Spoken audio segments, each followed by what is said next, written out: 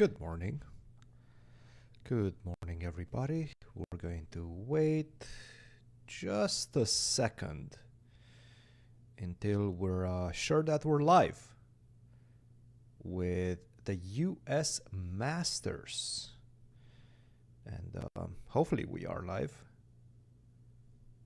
Hopefully we are live. Hopefully the stream looks a little bit laggy. I'm wondering why that is the case, and if that is the case, I might try to restart it. But good morning, everybody. Yo. Okay, is the stream a bit laggy? Is the stream a bit laggy, or is it just me?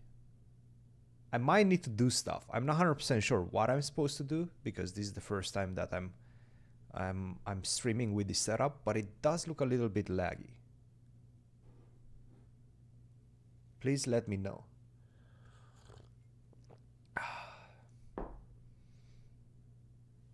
A touch choppy. Okay. Okay, now it looks better. No lag. Now it looks better, right? I think now it's fine. Okay, now it's starting to look good. I think we're in business, guys. I believe we are in business.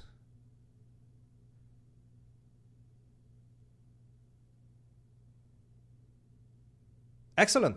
Beautiful. Welcome, everybody. Welcome. We are live with round 6 of the US Masters, where Fabiano is playing. Fabi's trying to get a W.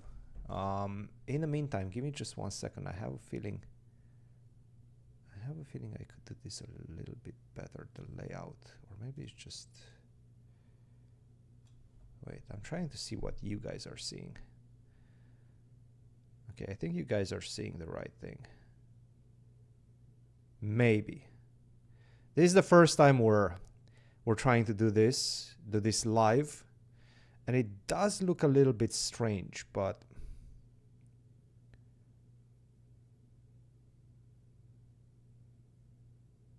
round 5 was an absolute banger. Yes, it was.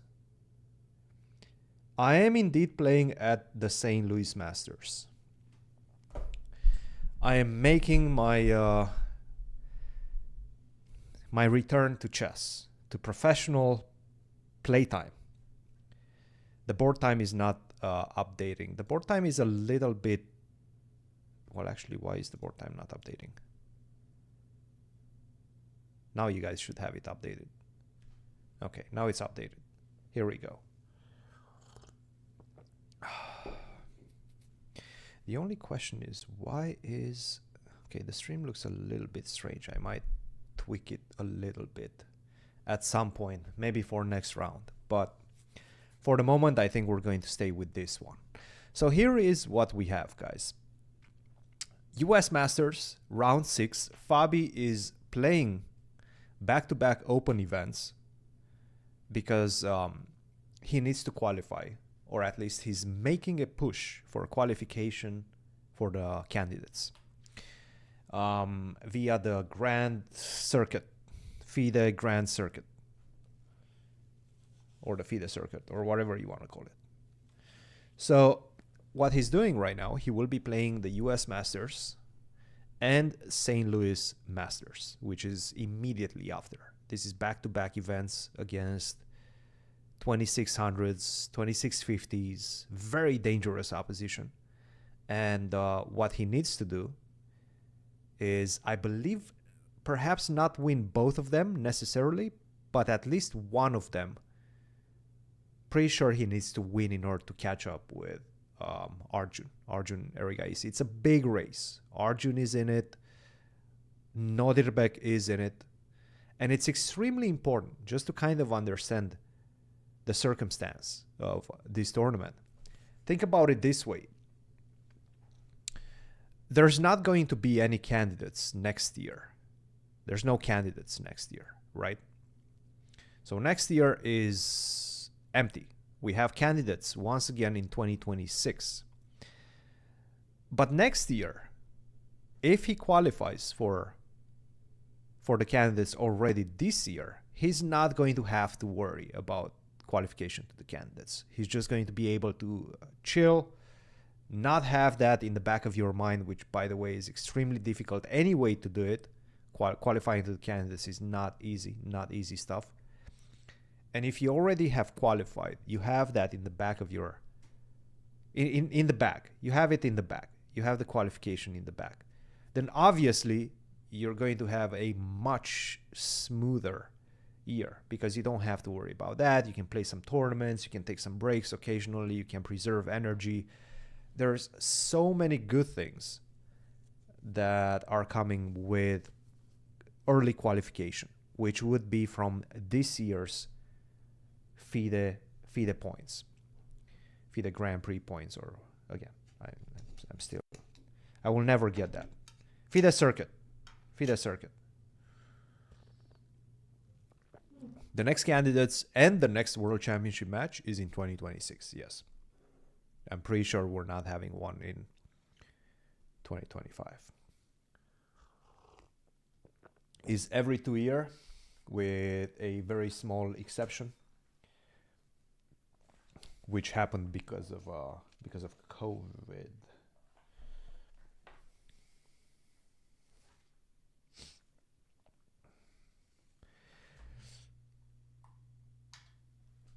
Do I think the candidates in 2026 is easier if Gukesh wins the championship? No, why would it be easier?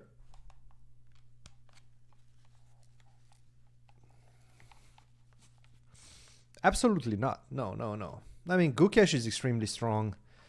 I guess I see the point that you're making in that Ding is going to qualify by virtue of being the former world champion and have played the previous World Championship match. So it would be Ding that would qualify instead of Gukesh. Now, again, Ding is very dangerous in the candidates also. Right now, obviously, he's not feeling himself. He's not playing the best chess. And maybe in 2026, he will not be playing the best chess still.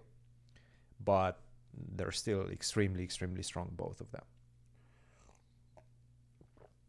Do I think Fabi is best classical player right now? I mean, it's very difficult to say that when Magnus is still around, right? I mean, we haven't really been given any reasons to believe that Magnus is washed in classical chess.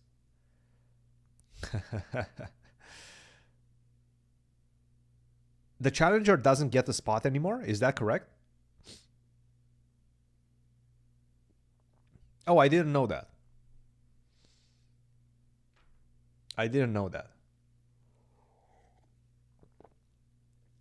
I thought they eliminated the rating spot. So yeah, again, to get back to your question, I don't think there's any reasons. Until you beat Magnus, you cannot really say that you're the best player or claim that anybody else is the best player. So I would still put Magnus.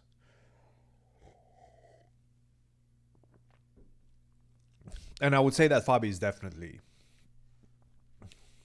the second best.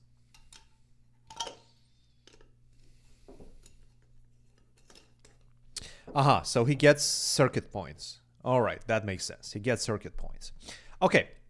In the meantime, there's Fabi. Fabi is still playing extremely fast, by the way. And we do have a little bit of a delay, so don't read too much into what's happening on the board and what you see on the screen. There might be a little bit of delay in between. But this is what we have right now. So let's see how we got to this one, to this position. C4, knight f6, Fabi with the white pieces, as you can see. Knight c3, e5. He decides to go for the English, which might have come as a surprise for his opponent. He hasn't played it in a while, at least not to my knowledge. E4, I would say, has been predominantly the big weapon that Fabi has been using in the last few tournaments. Knight f3, knight c6, a3. Now, this a3 is aimed against ideas of bishop to b4. Very often, you also want to expand on that side, especially after ideas of d5. And now we get somewhat of a reversed Sicilian position in which, you know, if you imagine the Sicilian with a6 for black, then you can understand why a3 is a very useful move. Queen to c2. And it does lead to some imbalanced positions, which I think is what Fabi is looking for in this game. Take on c3, bishop to d6, trying to defend the center, also getting ready for castle. Very typical stuff for the moment, nothing out of the ordinary. g3, Fabi is hinting at a dragon, a reverse dragon type of setup. Castle, bishop to g2, queen to e7, starting to look at ideas of e4, so you have to defend against that. With d3, you cannot allow e4 to happen on the board because your knight is going to get kicked in all directions. d3, bishop to g4, and h3. Now, I'm a bit curious why he played the move h3 first before castling. I guess what perhaps he did not want to see was maybe even something like queen d7, though I don't really think that's a great move. But ideas of, you know, keeping bishop h3 in the books, not having this h3 available to kick the bishop away, perhaps was something that Fabi did not want to see. That's why he played h3 first. Bishop d7, not bishop h5, a bit of a surprising move.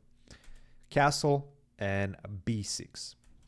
All right, so this is what we have. Keep an eye on the clock. Keep an eye on the clock.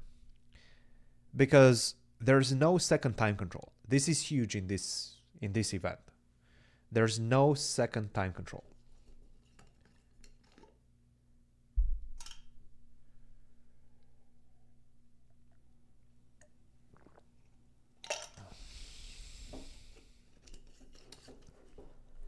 Rook e1, bishop h1. What? What is bishop h1? I'm not 100% about bishop h1. Rook e1 makes some sense, but bishop h1 definitely no sense. Now, the question is, okay, you can also go e4, by the way. Ideas of e4. It looks a little bit counterintuitive because obviously you're kicking out, you're closing up the bishop. But there is something to be said about ideas of e4, because after e4 you have continuous ideas of d4 to try to push in the center. And what I think black wants to do, based on his current setup, is he wants to go f5. He wants to go f5, he wants to go e4, he wants to strike in the center. Now you can already sort of meet him halfway with the move e4. Hello everybody, hello.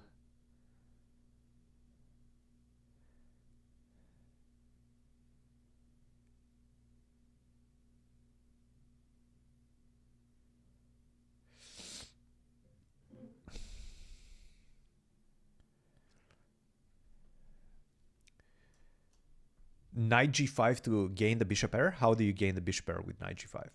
If you go knight g5, I go f5. There's no knight e4. You're not gaining anything. You are unfortunately not gaining anything. So knight g5, f5, maybe e4. e4 now. I don't know. I kind of like the move e4. I know it looks a little bit strange. I'm not going to lie. Even me looking at this move and making it with the bishop on g2, closing my own bishop, does not make a lot of logical sense. But then if you think about it and try to go further, and you're looking at opening up the center with d4, then it starts making some sense. Now, this b6 move is also aimed, and this is a very typical plan in this type of positions. Let's say rook 8 to d8 first. You don't want to play for f5. Let's assume you don't want to play for a5. You can go for knight a5, followed by c5. And if you manage to build this b6, c5 e5 type of structure, this Morozzi bind type of structure, then it's going to be very difficult for white to create anything. As long as d4 is no longer an option, it's going to be extremely difficult to do something for white. So this is what he's looking at right now.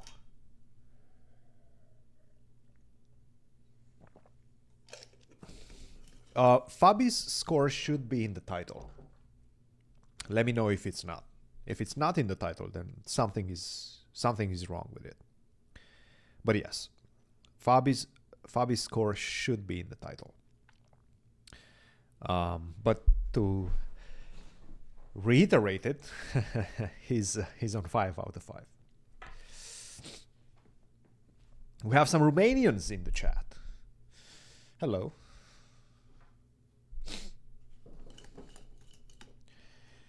Welcome to the Romanians.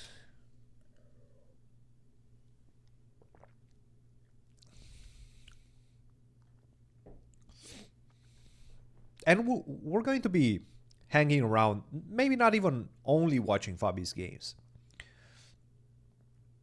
I'm going to continue. Okay, you know what? I'm going to check other games as well while Fabi is thinking, because there's not that much happening right now. Let's go and check my former student, my current assistant, and one of Fabi's seconds, Grigory Oparin. Grigory Oparin, with the white pieces, he's doing quite well. He's on 4.5 out of 5 also. Actually, no, 4 out of 5. He drew his last 2 games against Aditya Samant and Elshan Moradiabadi, but he did beat some good players along the way before that. So he's doing quite well in this one. Let me try to understand the position. E4, C5, knight F3, knight F6. Sorry, knight F3, knight C6, bishop B5, G6. Castle, bishop G7. Bishop takes C6, so we have a Rossolimo. Rook to E1, looking at ideas of playing E5. H3, D6, knight A3. Okay, that's a bit of a wrinkle in the position. Rook to B8, queen to E2. I guess knight A3, he's trying to go, obviously looking at the ideas of knight to C4, but I think he's waiting for black to commit to a position of this bishop, the bishop on C8. Because once you go knight C4, bishop A6 comes into play, setting up this pin, setting up the attack on the knight on C4. E5, queen D3. Wow. Now that's a funny looking move. You're putting the queen in front of your d-pawn. Almost never seen in practical chess. I don't remember the last time I've seen this type of setup. But it's obviously within his preparation because he's not spending any time. An hour and 29 minutes, as you can see. He's speeding up through these few moves. The idea is to put pressure, immediate pressure on d6. Knight e7, knight c4. As you can see, you need to... If you manage to castle and go rook to d8, then black is completely fine. The queen on d3 makes absolutely no sense. But if you have to go d5, then you can sort of understand this whole play, right? Because you're losing a pawn right now. Take, take, knight takes c5, castle, queen to e2. And this is what we have. Grigory somehow is still in his preparation. He's a pawn up. But black has a lot of compensation for the simple fact that he has the 2 bishops. His 2 bishops are already quite well placed. Maybe the bishop on c8 still needs a move to go to f5 or perhaps even a6 in some cases, especially if you go d3. But he's going to have an active role. Now, the knight on e5, these 2 knights is what we call superfluous knights. They're fighting for the same squares. And they're not very well placed. They will need some more readjustment. Rook to e8 especially is going to create some difficulties for those knights, especially the knight on e5. So white still has a bunch of worries in the position and issues to solve. Nevertheless, he's a pawn up.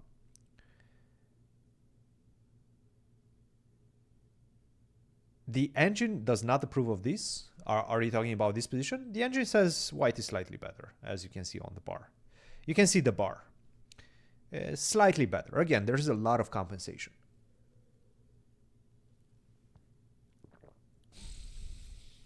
A lot of compensation. But he has some, yes, Grigory is definitely cooking. There's some home-cooked meal in this one. There's some home-cooked meal happening right now. Oh.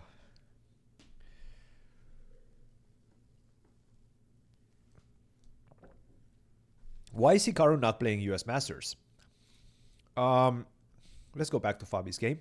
Did he play E4? He did play E4. I know my boy. He did play E4. That was not recommended by the engine. We're watching everybody, but mostly Fabi. Yes. He did play the move E4. I'm done. It's over. I finished my drink. But I have more drinks. I have more drinks. So my gulps will continue. My gulps do not end here. Okay, so once again, I'm going to try to explain this move because it's not a very typical move, especially with the bishop on g2. Again, it's a bit counterintuitive. You're closing down your own bishop. But we can check Andy at some point also. Now, what he's trying to do is meet the move f5. He knows what's going to happen. He knows that f5 is coming. Black's setup is completely aimed at playing the move f5 and then striking in the center with e4. If you allow me to do that, then obviously this is not going to be good news for my position because black has no weaknesses. Black absolutely has no weaknesses in the position. So after e4, what you have to do is meet f5 with most likely e takes f5. And that's going to be a change of structure, which is most likely going to help white. For example, let's say, okay, let's assume there's no tactics against the knight on c6, which there are in this position. Knight g5 is a very strong move, but you can get ready for that as black.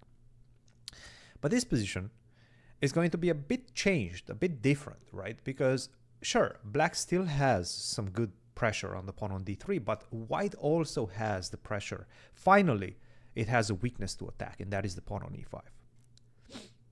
So this is the type of position that Fabi is envisioning, especially after this move e4. What I do like about this one is that he's also pressing on the clock. An hour and 15 minutes against 53 minutes. And just to come back to my initial point, there is no second time control. There is no second time control.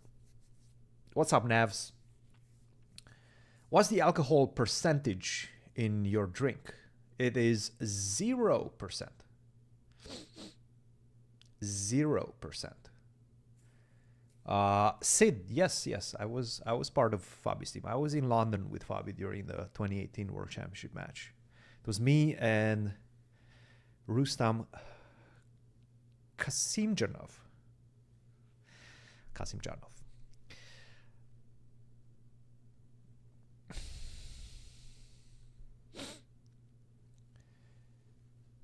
We didn't want it to go to the rapid. It was always in the back of our mind that we did not want to go to the rapid. We wanted to close the match before because we really felt we had the advantage, especially in the opening phase. And Fabi was in good shape. I mean, he was playing very precise. I think it was one of the most precise World Championship matches ever. we felt that going into that one, I think Magnus was a bit on a downswing. At the same time, he came into the match very well prepared also. Like I think he was struggling a little bit during that year before the match. But once the match started, he was very much in it. Fabi's closing in on Magnus. I mean, yeah, definitely. Classical title being decided by rapid format is kind of a travesty. I mean, look, you have to do something, right? You're not going to be able to play classical chess forever. I don't think it's such a bad thing. Look, I understand. This is competition. The top level competitions, the World Cups. Did you guys hear that? Was it just me? Did you guys hear what I was hearing in my headset? Hopefully you didn't. Hopefully you didn't.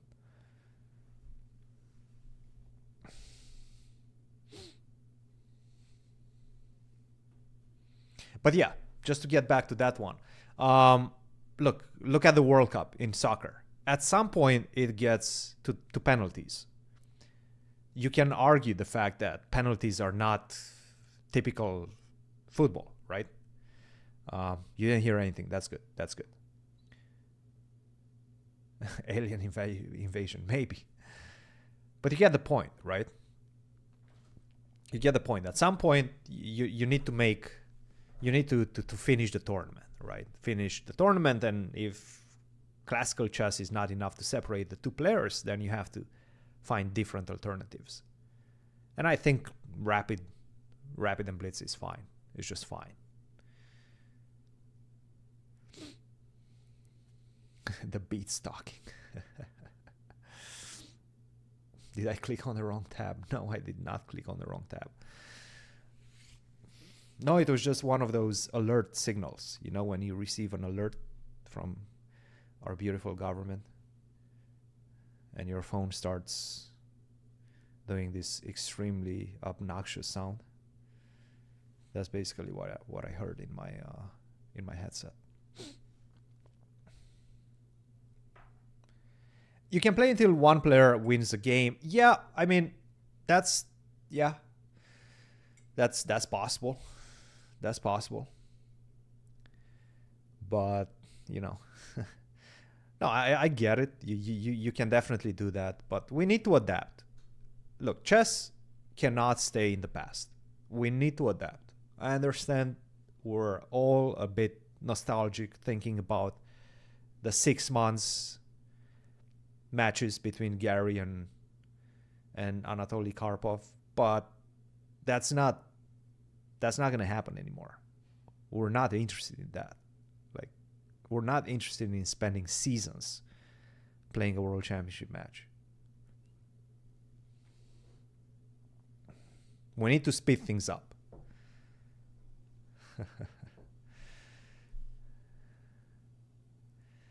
Is that the real Vladimir Kramnik? It's probably not the real Kramnik. But what up, Vladdy? It's definitely not the real Kramnik.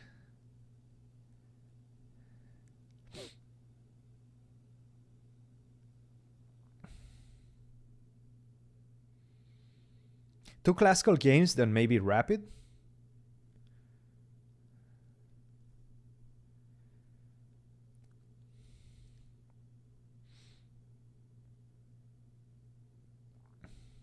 Thank you, Riz.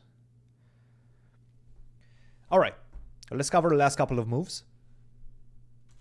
After e4, Theodorou decided to play the move f6. And after d4, queen to f7 came. There's no way, no, right? That's not crowning.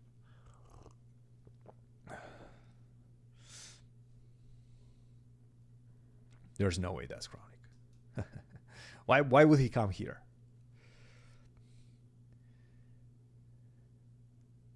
Why would he come here? There's a couple of orcas in our chat.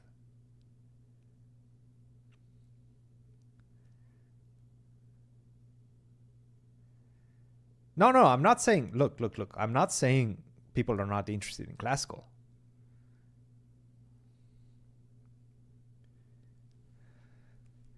Let's see. Let's see if this is the actual Kramnik. I'm gonna try to get back to my stream. Okay, give me 1 second. I'm checking if this is the actual Kramnik. We have to get to the bottom of this.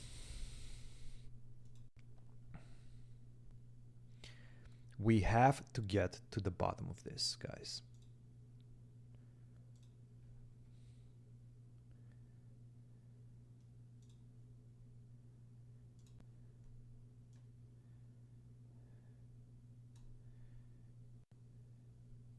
It would be quite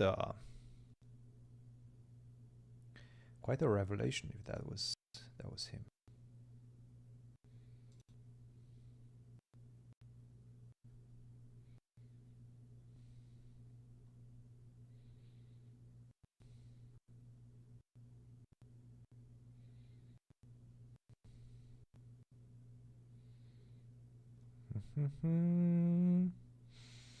Checking. Still checking. My computer is a bit laggy. Okay, of course it's not Vladimir Kramnik. It's Rohit Kumarja. All right, Rohit. Try to trick me. Kramnik.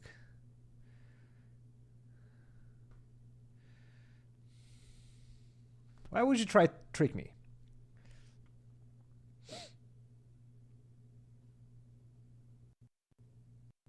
Why would you try to trick me, Rohit?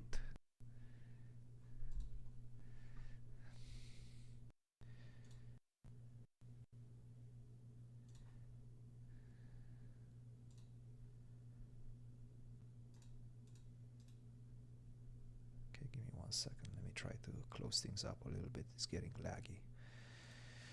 My computer is getting laggy, and that's probably affecting the stream a little bit as well. Anyway, here we go. We're back. I exposed him, yes. I exposed Rohit.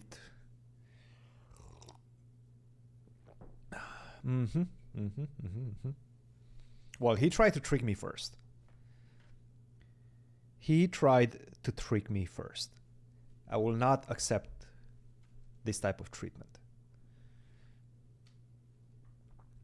Okay, d4, queen f7.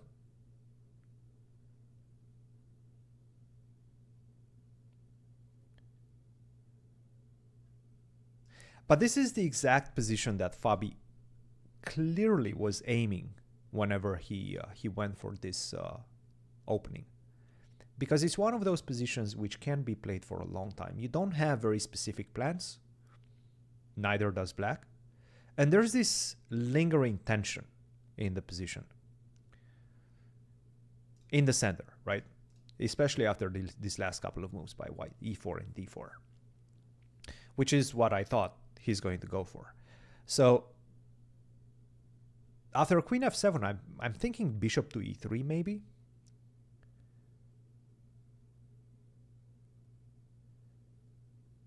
Bishop to e3, just completely solidify the center. I'm trying to understand what this queen wants to do. Maybe he wants to go queen to h5. And to be honest, if I go bishop to e3 and you go queen to h5, I'm even thinking about going g4. But this is what I think our good friend Nicolas Theodorou is trying to do. He's trying to provoke white. He's trying to go queen h5, maybe go back to f7 or e8, and then play the move h5. I think this is what he's trying to do.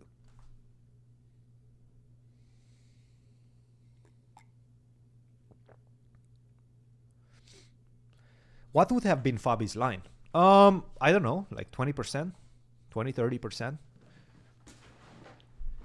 It's an open tournament. I mean, open tournaments are not easy to win.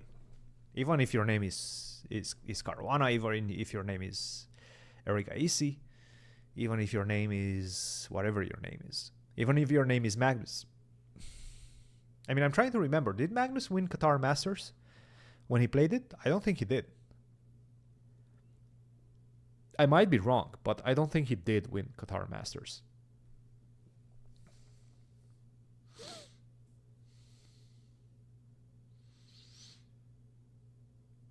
So I don't think any of the players will get more than a 25% chance to win. So I would say 20 to 25. 20 to 25.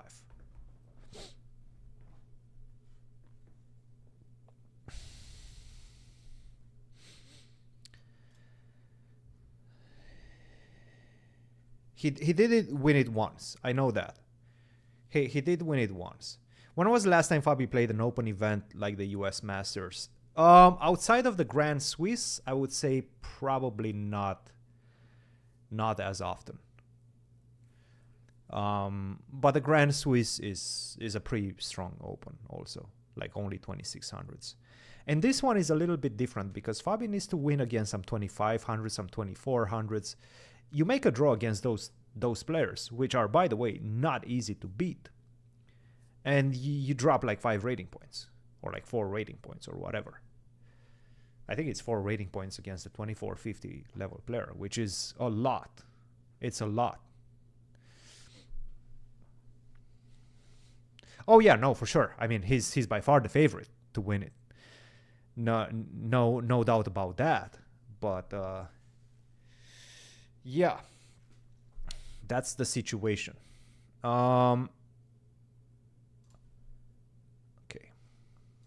so let me put you.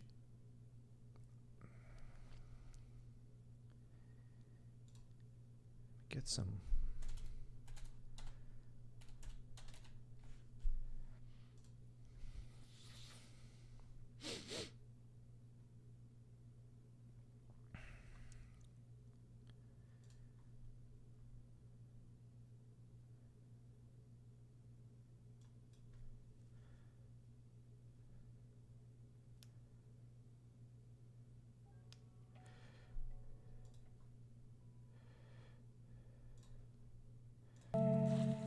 All right, I'm gonna go on a short break.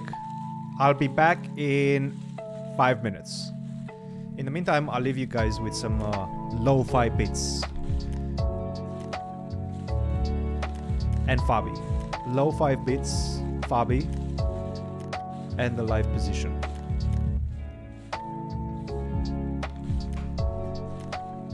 I'll be right back.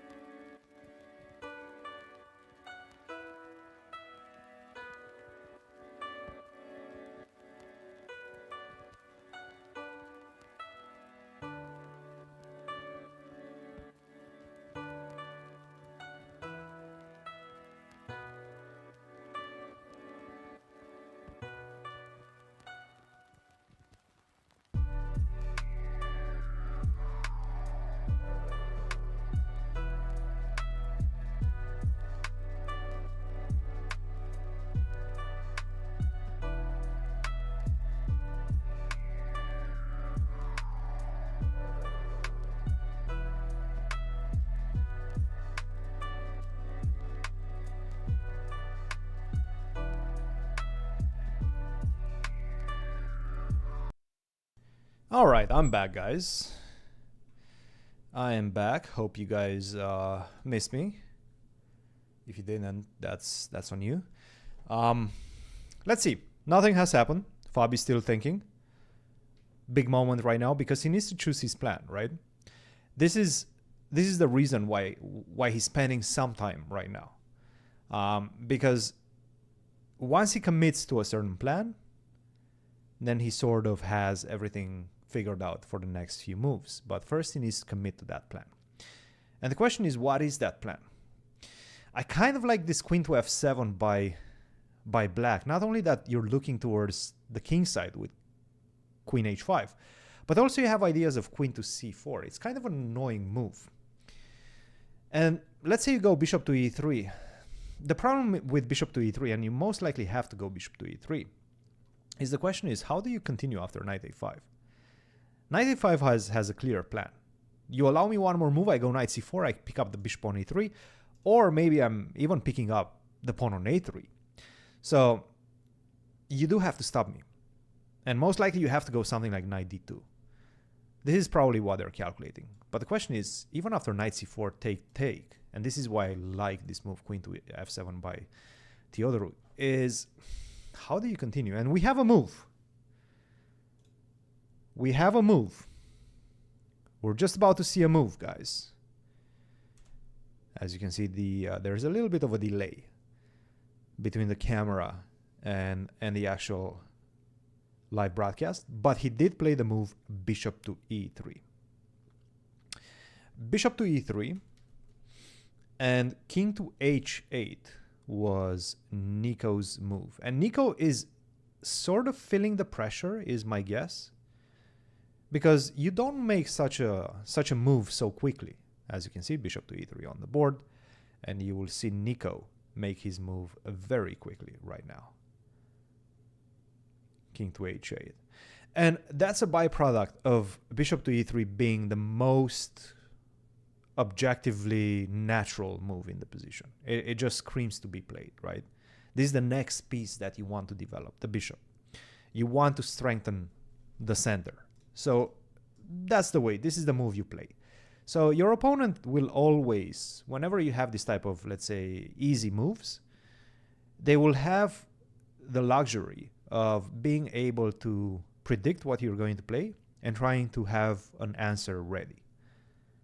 And that is what happened. Bishop e3, king to h8, which I'm not really sure if I like, but it's a very neutral move. It's not a bad move by any means. You're still saying, hey, you need to find the plan. What is your plan? You cannot move this rook right now because you're losing the pawn on a3. So this rook is kind of stuck for the moment. So what do? Am I going to vote? Votez la prezidențiale? Nu votez. Nu votez că oricum nu contează. Nu vezi că fac renumerarea? Le numără din nou.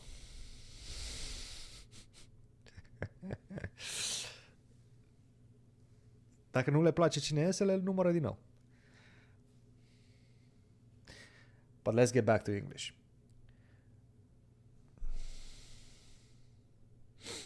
Nicolas trying to be fast. He will be down in front of Fabi's 2800 plan. That's the nature of chess, right? Rating doesn't really matter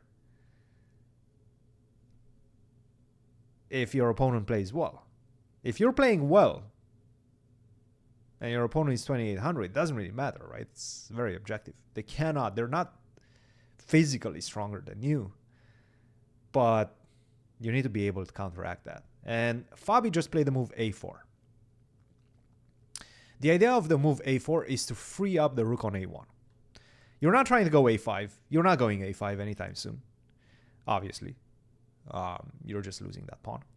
What you're trying to do is be able to move the rook from a1. Before that, you weren't because you were losing the pawn on a3.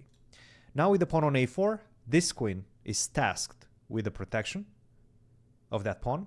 So now you're free to roam around with your rook. Rook to d8. Okay, What do we think about this move, chat? What do we think about this move?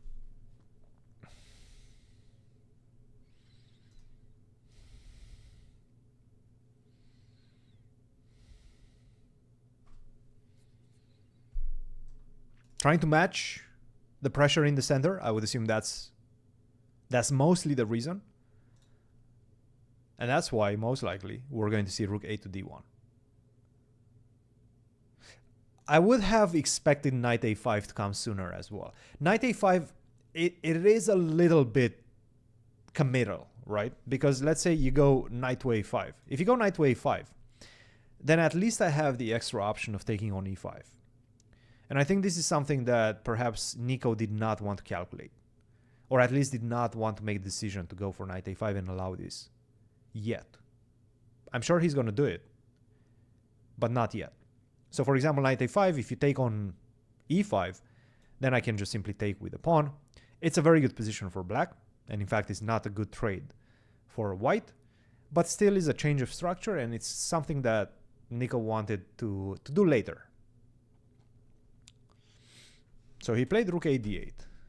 And this is the position that we have right now.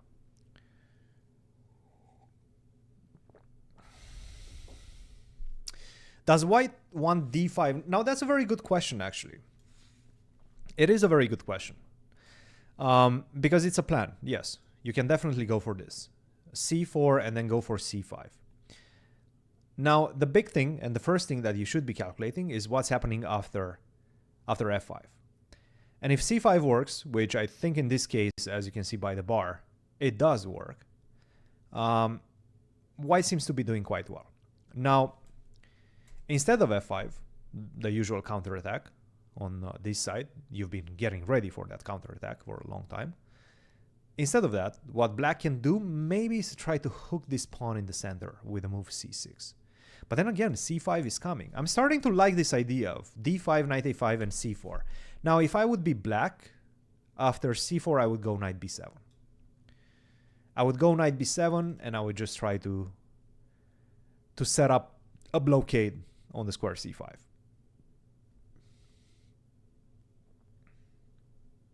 Yeah.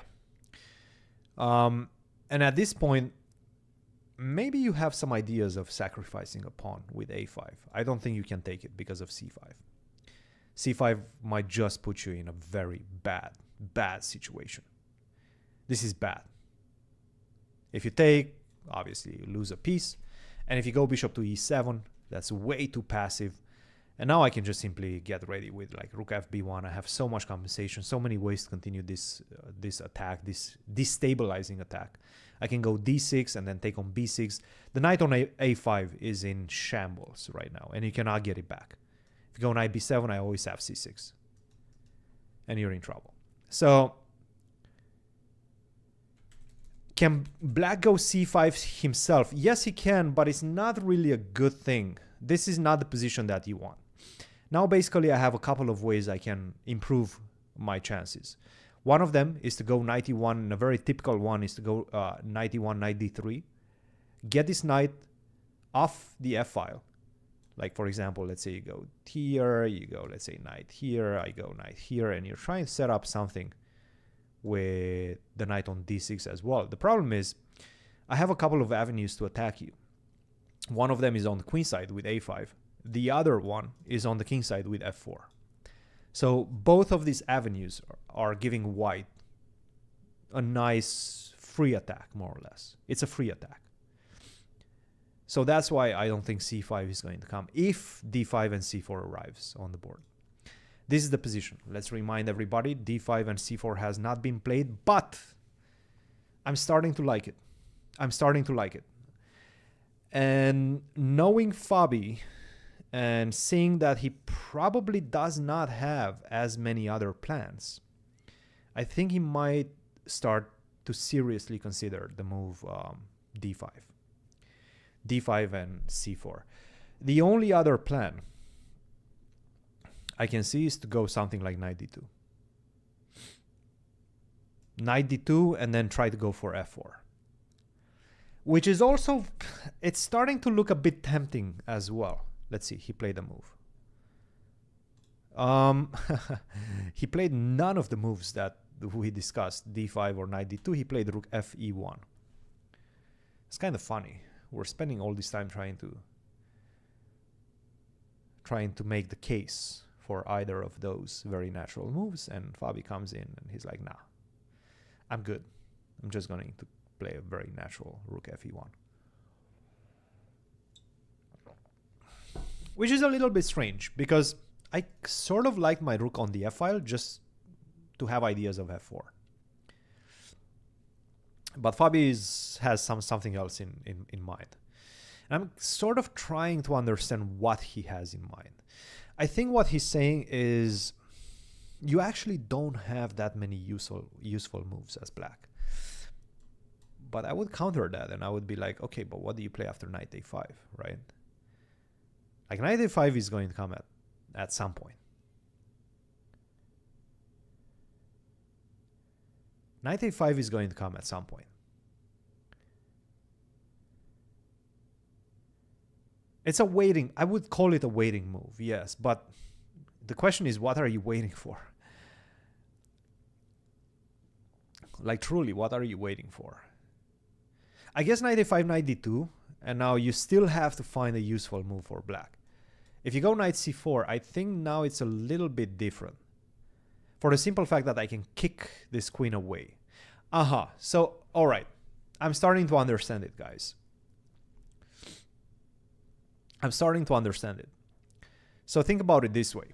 If you go knight a5, knight d2, and knight c4, the idea that we've seen before, there's a big problem with this. And that is, I take, and now I close shop for the queen to come back. Now, why does the rook on e1 makes a better impression? Is because if you try to hook my center with c6 or any other move but the only move in the position, which I will show you in just a second, if you do this, you can see the bar go bananas. And there is a very specific reason. It's because now I have the extra square f1. So this just traps the queen. The game is over. You can resign, right? So that's a very hidden, that's a very subtle. That's a subtle move. If this is his plan, and I'm pretty sure it probably is, it's a very subtle move. Our friend played something. He played the move knight to a5. You need queen a6, yes. And I will show that in just a second, because we might be going towards that variation. He just played the move knight to a5. I'm expecting knight d2. Knight c4, take, d5. And now you have to run.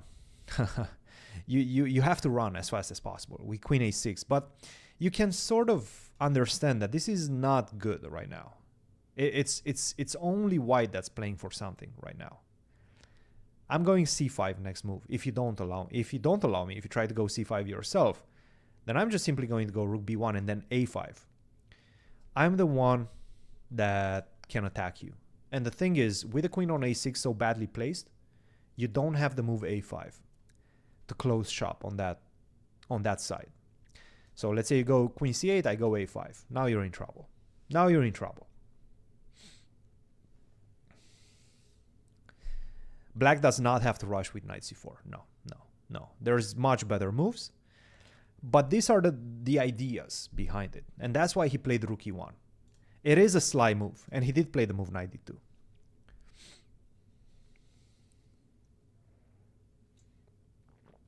Correct. Knight c4 most likely is not a good move right now.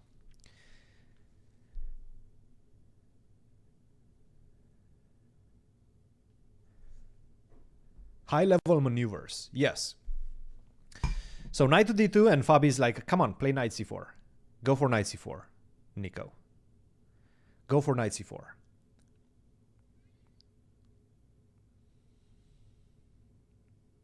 And if you don't go for knight c4, what do you do? Do you go c5 now? No, c5 cannot be good, right? Maybe it is a move. Maybe c5 works.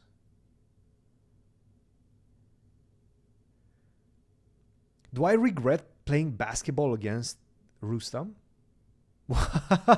What? What's that question?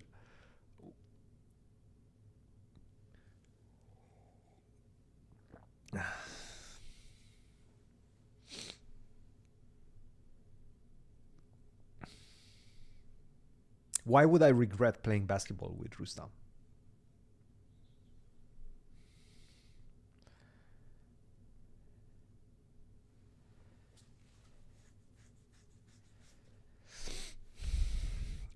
C5, the thing is, after C5, I'm going D5.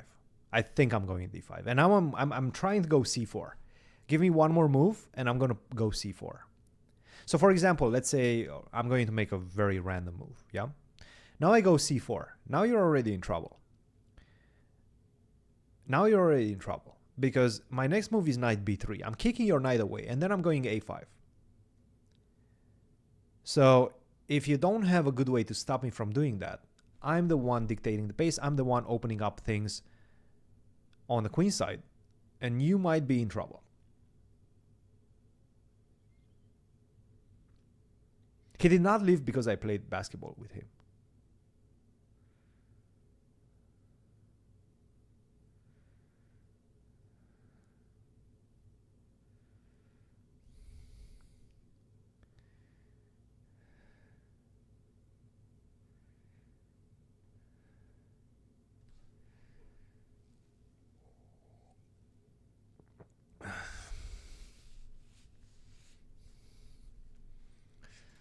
So what I think the idea is, after D5, maybe C4 is a better move for black,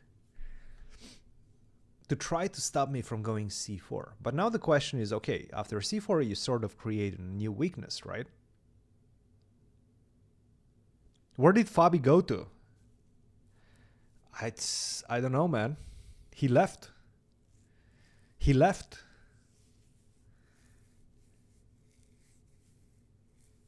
Fabi left. He's gone.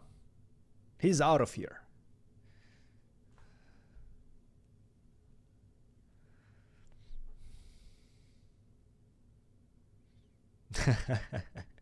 Stretching and shadow boxing. That's possible. What percentage of top players are still suspicious of Hans Niemann? It's a good question. I don't have insight into the percentage and into the minds of top players, with the exception of one. But my guess is that there's still a few. I don't know who.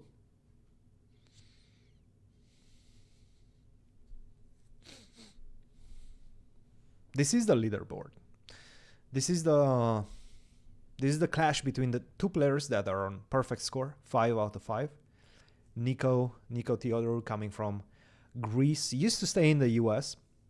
Give you a bit of a background story on Nico. He used to be a student at St. Louis University. Who'd win a boxing match between you and Fabi? Come on. Come on.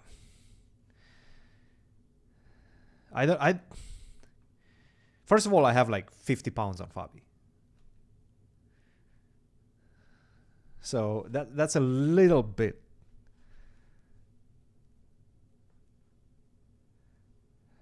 That's a little bit of a difference.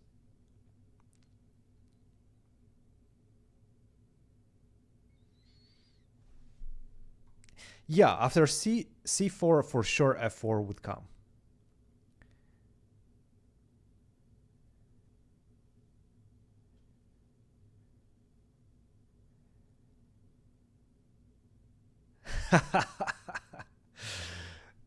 Oh.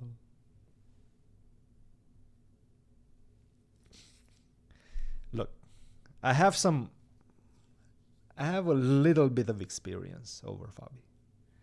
So no, I don't think there would be too much of a contest.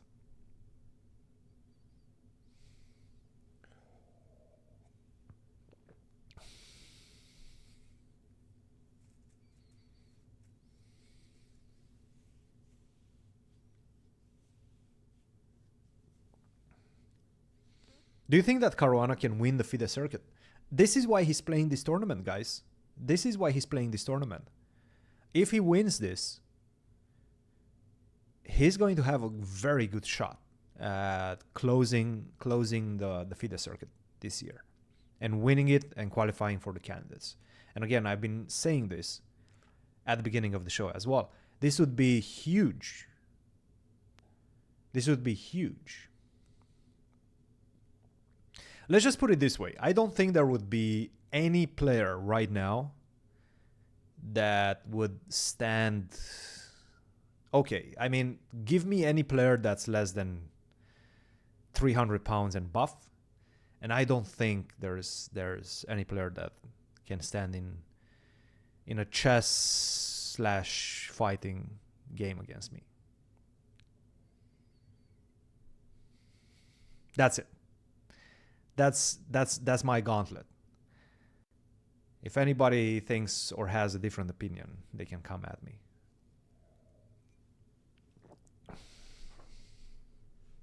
That's my hot take. Did he prepare for this or just YOLO? Prepared as in what? He was in Singapore. He played a chess 960 match against Magnus. So I don't think there was too much preparation. Did he prepare for this particular game? Yes. Yes. Yes.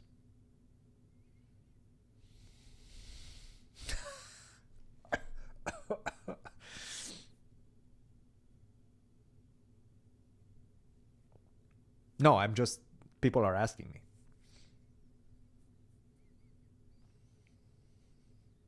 Kramnik is a big guy, yes. Kramnik is a very big guy. But being big doesn't really help if you don't have any experience. Miguel Santos, prepare for Fabi. Yeah, I mean, I don't know if they're still doing much right now. But yeah, Miguel helped a little bit. He even helped during the candidates a little bit. From afar, from distance. But he was helping with some ideas.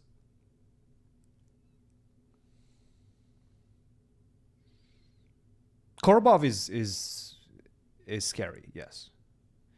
Korobov is definitely scary.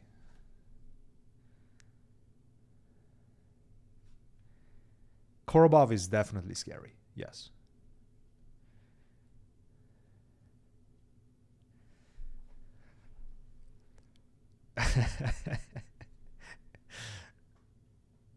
Queen h5, by the way.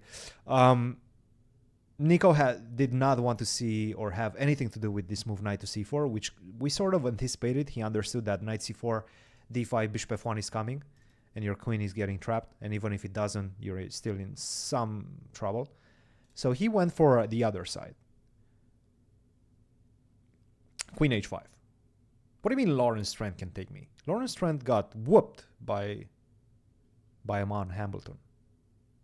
What do you mean he can take me?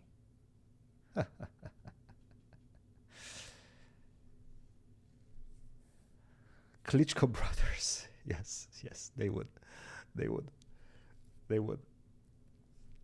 They would. Because they're actually, I think they're pretty decent players. They had some. No.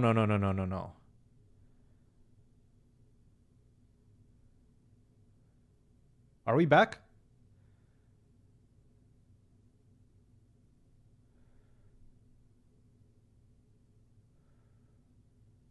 Are we back?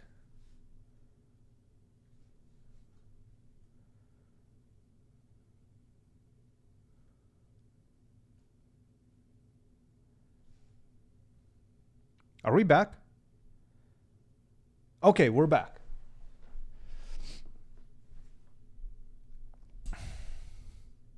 We're back. Beautiful. King h2 is on the board? No, king h2 is not yet on the board. Queen h5 is the last move.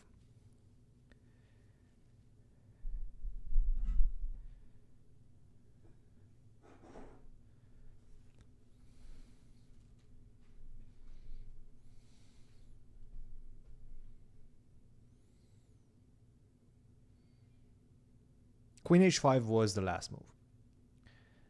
And Fabi's thinking. My guess is that he's going to go king h2. He's also most likely thinking about ideas of h4 or g4. Now again, g4, it does look quite tempting. The problem is that you're creating a huge weakness on g4. So after g4, queen e8, h5, etc., you might have some difficulties on the king side. Not something that you generally want to see.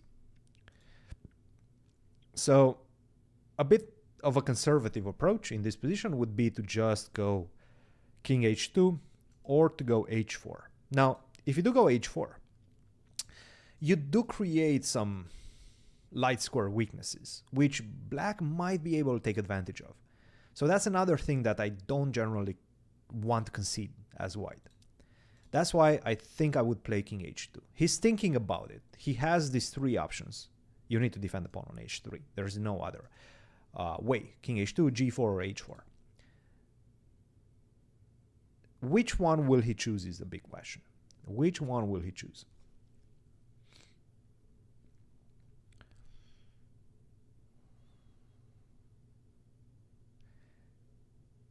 The seconds game. No. It didn't drop again, right?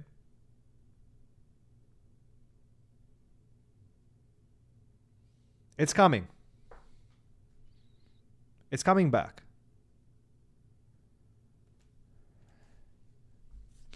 I'm actually not sure why it drops so much. It could be my internet. Today is the first winter day. It's the first storm, the first snowstorm where I live. So maybe that's the reason. Maybe that's the reason. So don't go anywhere. Whenever it cuts like that. Oh, he did go g4. Wow. Wow. He did go g4. Now that's a big committal move.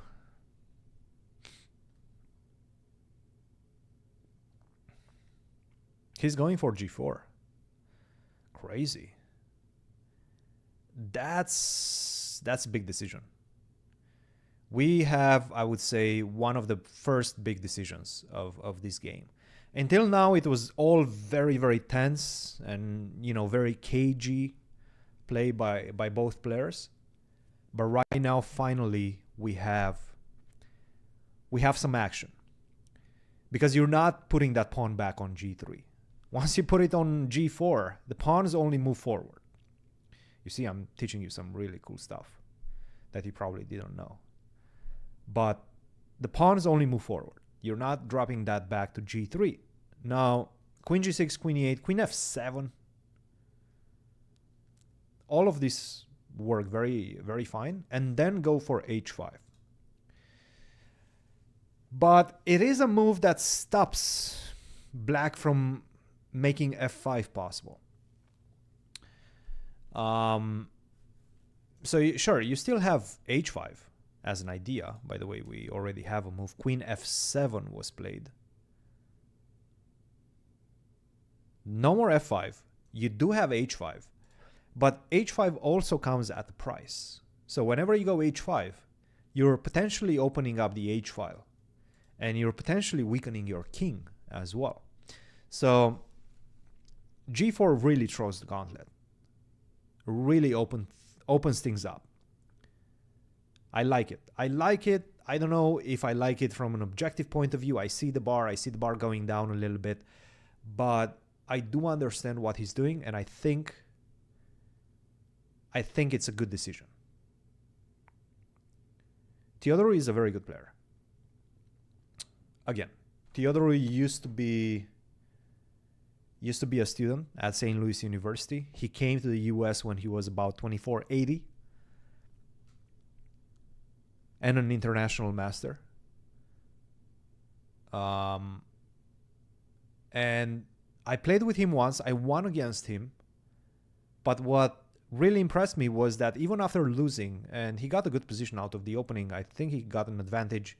I managed to outplay him after that.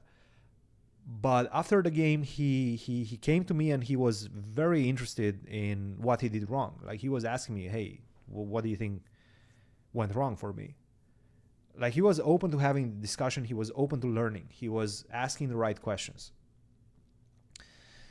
And I sort of knew that, look, this is a guy that's most likely going to improve quite a lot, significantly, and he did. He's the best player in Greece right now, number one in Greece, 26-20, and he did have some really good wins against Levon at the Olympiad in 2022 in India. Beat him with the black pieces, actually. He defeated Rajabov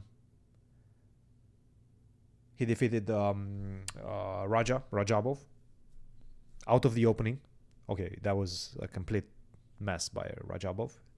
He basically played one of the most sharp lines in which if you know everything, you're going to make a draw by force. If you don't, you lose instantaneously. And he didn't, and he lost. So he does have some very, very strong wins. And I can tell you that he's been a pain in the ass for our collegiate team as well. He used to be our rival at St. Louis University, and very, very good player. Very good player. Just under Master Vasilis, sure, maybe by rating, maybe a couple of rating points here and there, but I'm considering him as the best player in Greece right now. I'm considering him as board one in Greece. He's younger, he's hungrier, and he has the potential. And I would say he has he's the better player than Master Vasilis right now, I would say.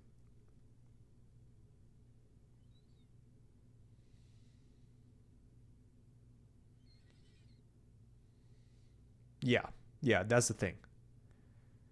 That's the thing. Master Vasilis is inactive. I watched the US Masters right here. This is the US Masters. Speaking of that, let's cover. So Andy Woodward on board 2 made a draw against Alexander Donchenko from Germany.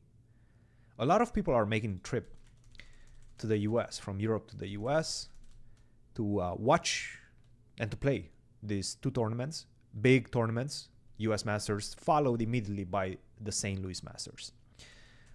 Okay. Some theory right now. Rook c1, knight c3. Yeah, not that much has happened in this one. I'm going to take on c6. I'm going to recapture the pawn. And most likely it's going to be a draw. Grigory Oparin on board 3. He had a very interesting opening phase. We left it off after this maneuver. Queen e2, queen d3, knight d7 in the Rossolimo, knight c4, try target pawn on d6. Now basically what you have to do is give a pawn as black and fight for compensation. Queen to e2, knight c6, d4. Knight takes d4. He's giving back the pawn. But right now, he's giving it and he's trying to claim interest. The interest being that your pawn structure is very much damaged right now. Queen b6, getting off this diagonal. Savvy. You should probably get off that diagonal. Knight d3, defending pawn on b2. Rook a8, queen d2. Bishop f5, still 2 bishops, still a bad structure. Rook e2, rook c8, rook e1. And despite the fact that I would say Dudin is probably holding on, maybe not after this move, but generally he's holding on, I'm looking at the clock. 16 minutes for Gleb and an hour and 3 minutes for Grigory Oparin. I think Grigory Oparin is primed to win this one. And I can go through other games, but for the moment, I think I'm just going to leave it at this. Oh, my students are playing. Misha Antipov. He's still a student at Mizzou at the University of Missouri, where I coach. And he's having a bit of a rough tournament. Made a couple of draws that perhaps he shouldn't have, but he did escape a completely losing position yesterday. So that might give him a little bit of, Elan. Not to be mistaken with Elon, but Elan. Hopefully I'm pronouncing it correctly. And then he's looking good in this position. Typical position for him. Maybe slightly worse as black, but plenty of Plenty of play. And this is the type that Misha excels in. And then Ishik is also... Oh, Ishik is doing well. Oh my goodness. Ishikan, player from Turkey, freshman at the University of Missouri, just arrived this semester, and already making some good plays in the United States. I think this is one of his first big tournaments in the US.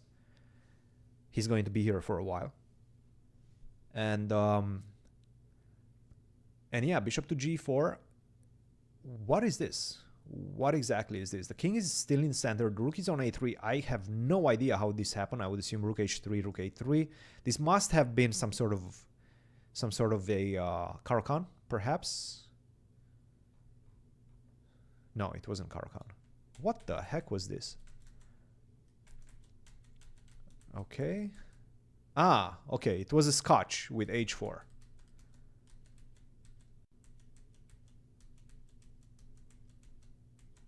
Yeah, Scotch. And now you're just... What is this? I think he's just completely losing. Rook d7, you have to defend against checkmate. But now I'm the one giving you checkmate.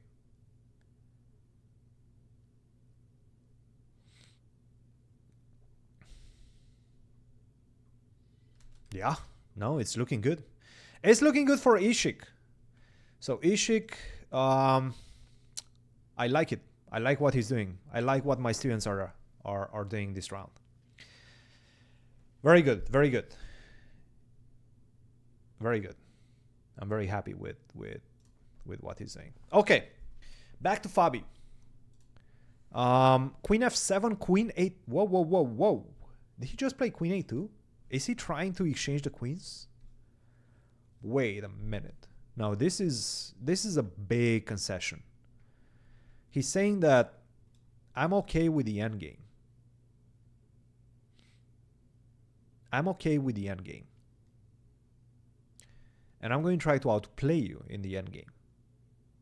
After ideas such as d5, c4, try to push things, push the envelope on the queen side.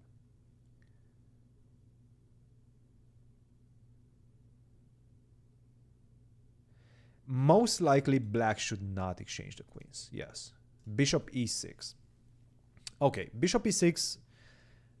What Theodorou is saying is, look, Fabi, I'm not exchanging the queens. I know that you're very good in endgames. I'm not looking to get outplayed by you in a slightly worse endgame. I'm going to try to play for initiative. So he plays bishop e6, d5, instantaneously played by Fabiano. That was his plan. I mean, once you played queen a2, bishop e6, you're not going back to c2. You're not losing two tempis like this. So he plays d5. Bishop to c8 most likely is going to come in the position. Bishop d7 or bishop to c8. Both of them are just fine. Not really sure which one he's going to choose. My guess is that bishop d7. Yeah, d5, bishop d7. And now again, you know what's coming. You know what black is going to do next. He's not going f5. There's no way to go f5. He's going to go h5. There's nothing else in the position. He has to go h5 next. The big question is, what is white going to do? Like, how do you do things as white? I guess c4. I guess you have to go for c4. c4, h5, and f3. You have to set up this sort of fortress on this side and saying that you're going to try to win, try to create the separation on the queen side. You're not worried, well, you are worried about the queen side, the king side as white. But you're not trying to do anything offensive on the king side. You're just trying to create somewhat of a fortress, stop the counterplay from black, and create your own chances on the king side related to c5, pawn sacrifice, or knight to b3 at the right moment. Knight to b3, try to kick the knight away, and then go a5. It's kind of a plan. Why does the queen have to be on a2? It doesn't. No. It definitely doesn't. He just wanted to win a tempo.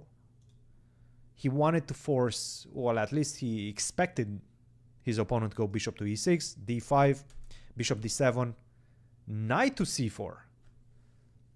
Whoa. Wait a minute. Wait a minute. All right, knight c4. And he's kind of answering your question. Why did the queen was better placed on a2? He had this idea in mind to go knight c4 and kick the knight away from a5. Take, and h5. Yeah, as you can see, the bar is coming down a little bit. Let's not forget, I mean, these players don't have the bar. The players don't have the bar.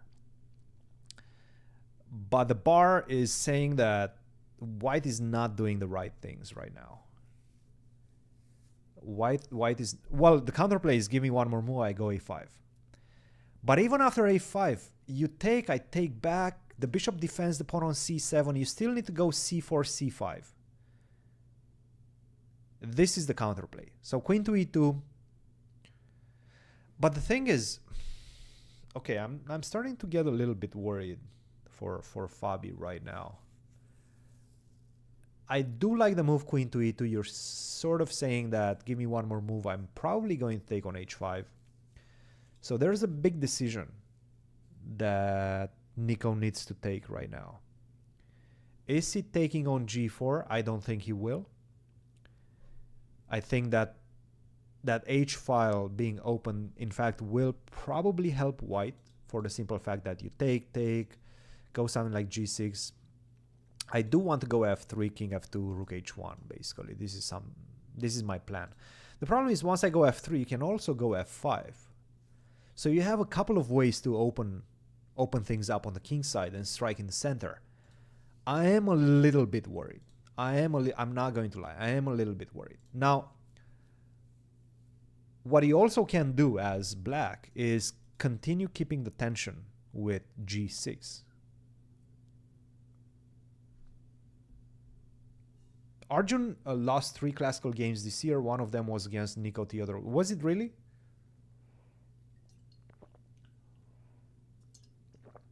Nico is a very good player. Again, I feel I need to reiterate this, but Nico is a very good player. He did play the move g6. I know him, I've seen him, I've played against him, my team has played against him. He's a very capable player. He's a grandmaster that I would say, first of all, his one of his strengths, I would say, is he's sort of fearless. Like, he doesn't really care too much. Whether you're a 2800, whether you're Levon, whether you're Rajabov, Fabi in this case. He's a very capable player.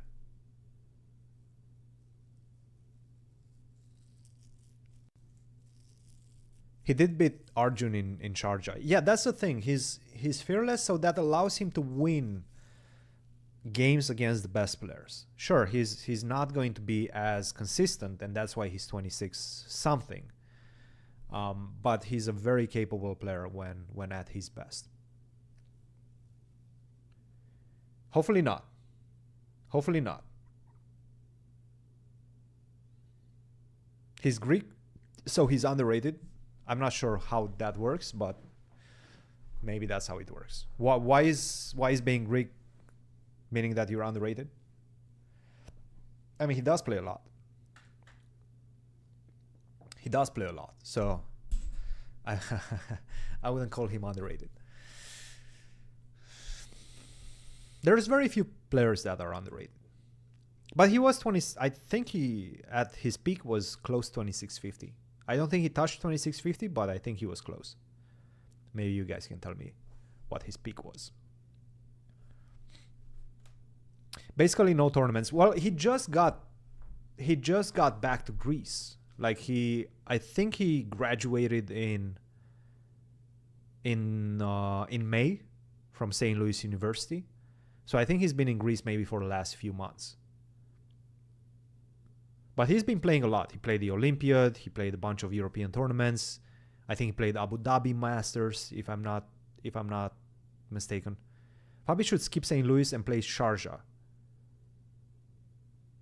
Sharjah is pretty much impossible to play. It's pretty much impossible to play for Fabi.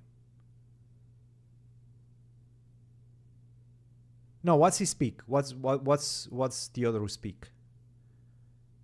That's like a Google search away. Not too late. I have you chat.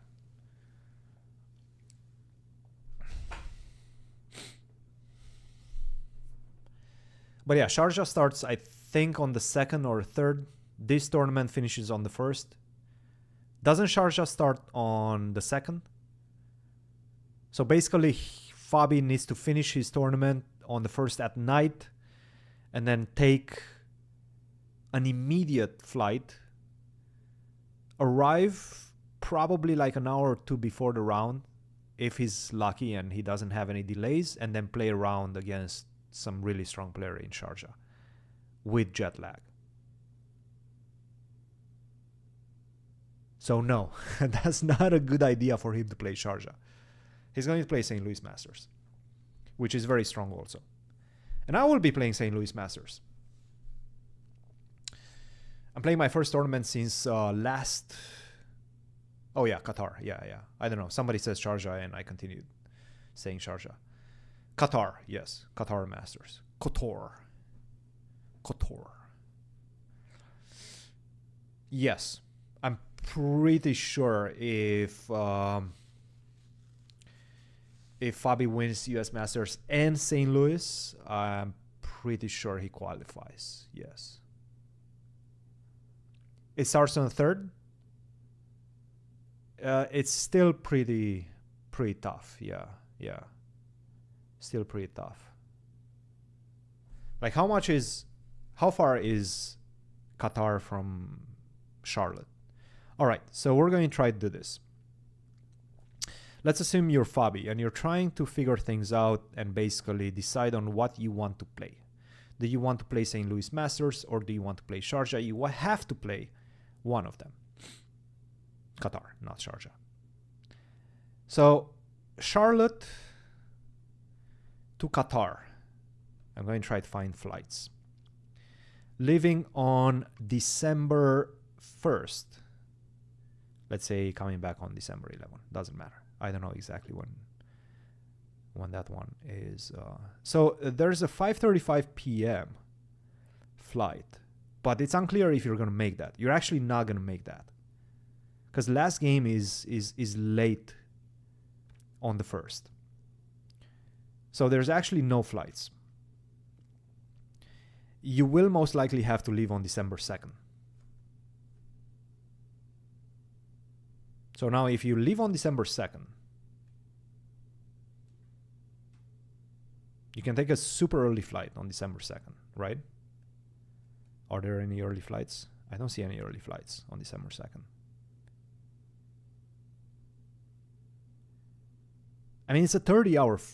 Actually, not 30 hours. It's a bit less than that. Yeah, I don't know.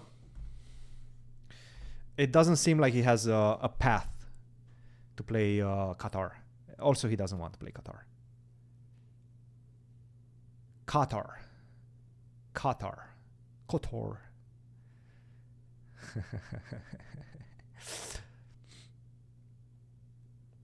Why the late push by Fabi?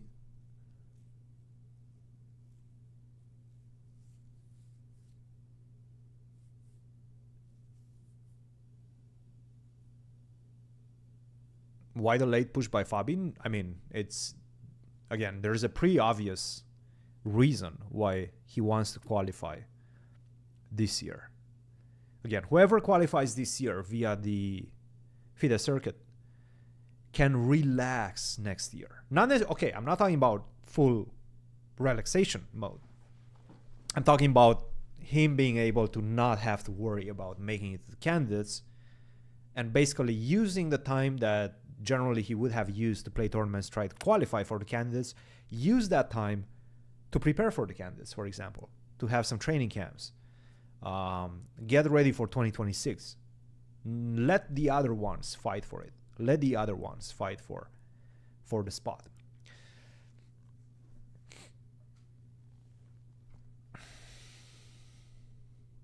Look, of course, but that's going to be, once he qualifies, that's going to be his decision, right?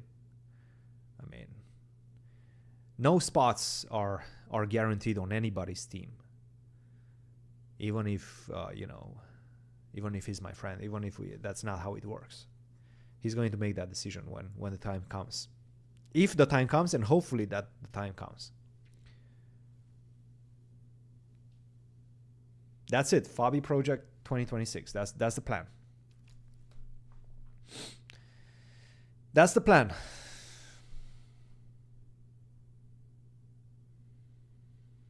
After G6, this is a critical moment right now. Well, the thing is, I mean, where is the counterplay? Again, you're very far away from that. You go A5, you still need another move to take on B6, you still need another move to go C5, you still need another move to prepare C5, and then finally you go C5, and then I take on C5 and you take back. And then what? And then what is the question? I still don't have any weaknesses. In the meantime, I go King G7, Rook H8, maybe the other rook on F8, and then F5. So I don't know. I'm not liking it that much. I am not liking it that much.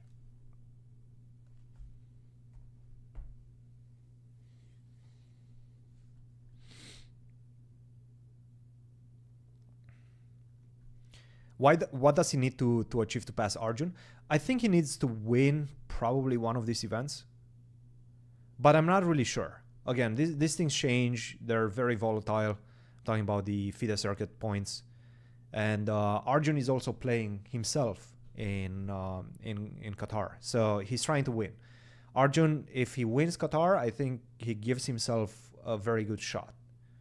But it all depends on the average, the rating average, which dictates how many points you're going to get. If you win, then whether you win that outright or you share, there's a lot of moving factors. It's pretty much impossible to calculate it right now.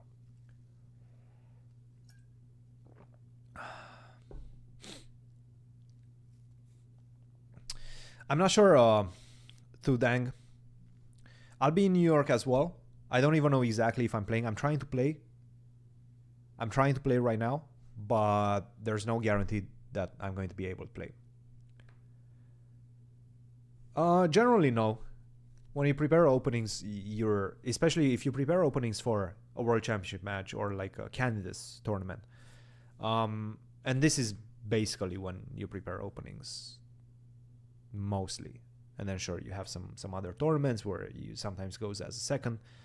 I don't go with him as a second to other tournaments as often, mostly because I prioritize my commentary first.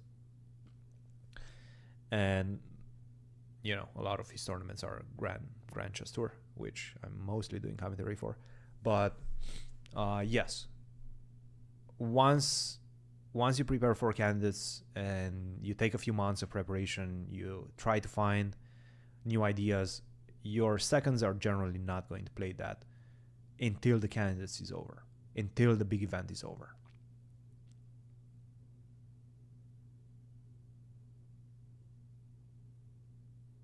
Do I think Fabi is going to ask for a draw? No. Remise is a draw. That's a funny.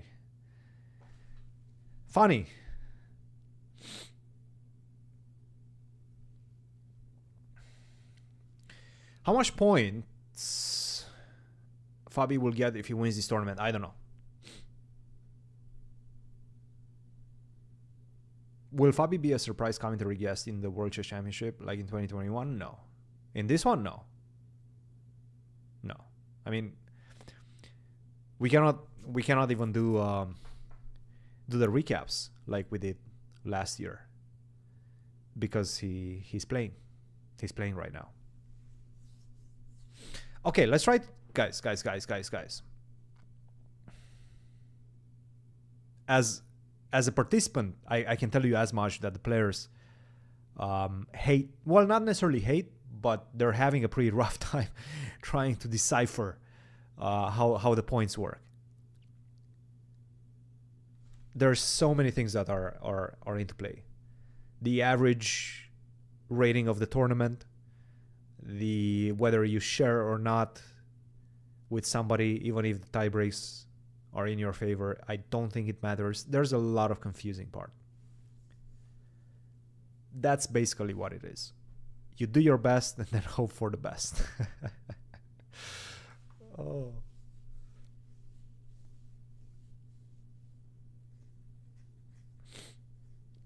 So I think there's one rating spot, right? Fabi will be the highest rated player soon. I do think there's one rating spot. Magnus is not going to play it, so even if Magnus is the highest rated player, he's not going to play the Canada's tournament, almost for sure. At least that's my guess. I mean, I don't want to... I'm not speaking for Magnus or anything, but he's signaled quite a few times that he's not interested in playing the Canada's, at least not in this format. So most likely, whoever is the second rated player in the world, if there is a rating spot, and I think there might be a rating spot, will probably get it. But the rating spot, I mean, the rating spot is super volatile, right? Like with Arjun coming, with Hikaru being very, very close to Fabi. I mean, it hinges on a game, right? You lose a game, you lose 7 rating points, you're out.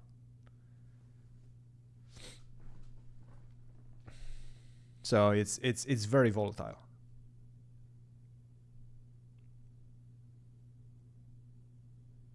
Okay, this is not good news. Fabi's spending a bit too much time right now. This is really not good news.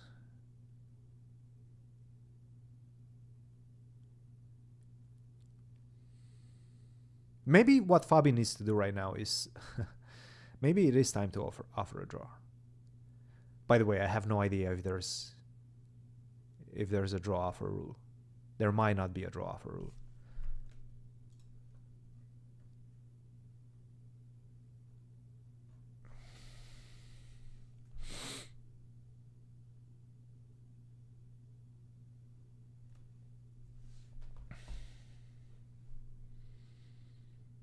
Okay, let's let Fabi think for the moment. I'm going to go for a second at Grigory's game. Grigory Oparin.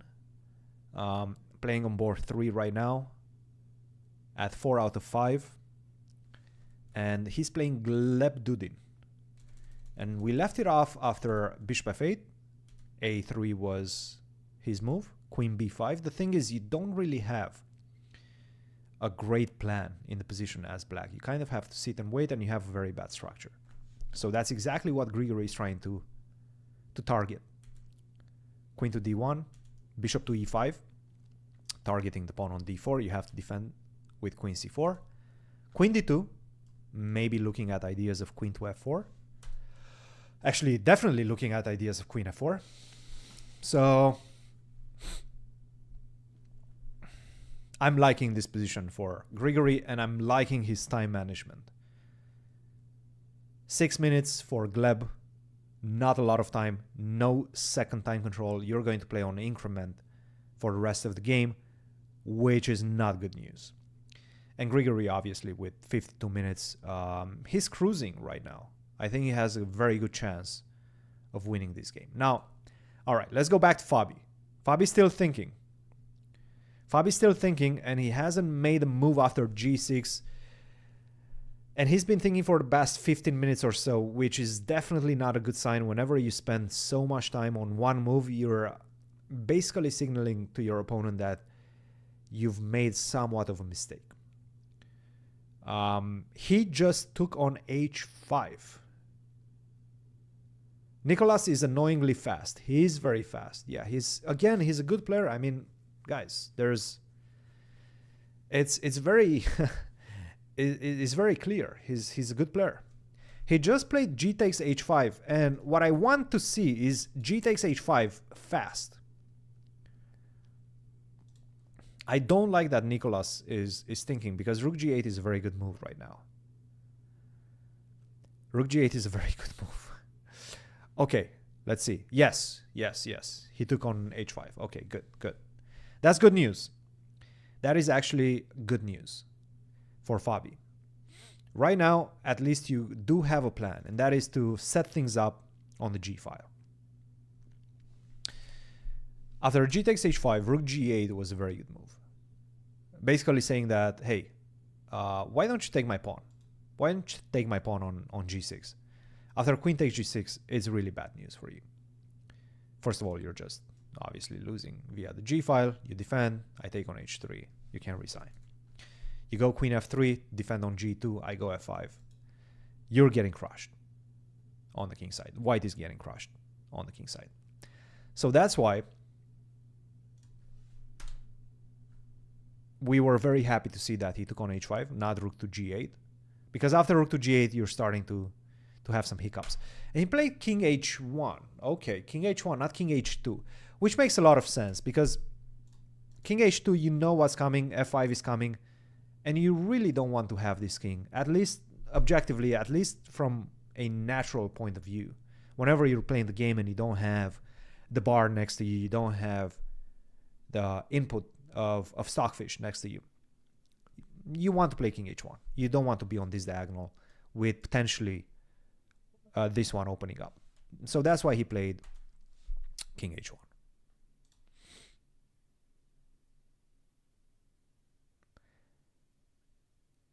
NM Rosie, he said Fabi asked him to second him long back. What?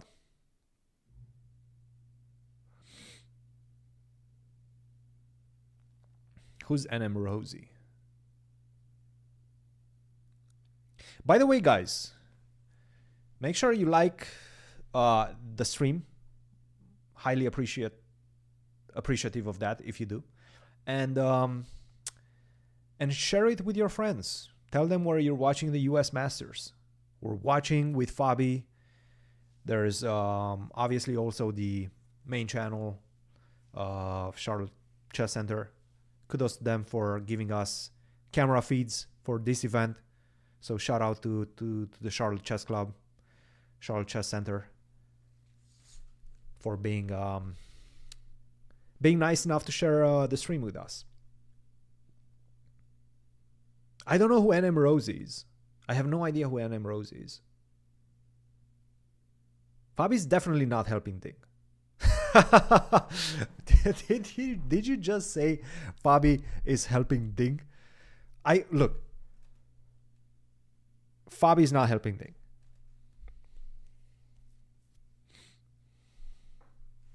Fabi is not helping Ding. I would be shocked if Rosenthal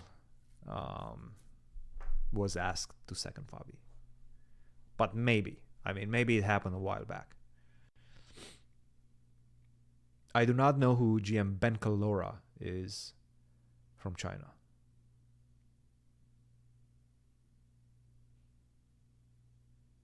Who is Mr. Ben Calora? Yeah, Rook man.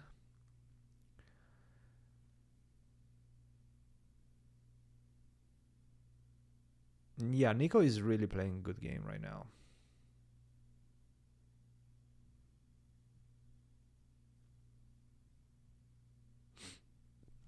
Whom do I think is the most underrated player right now in the world?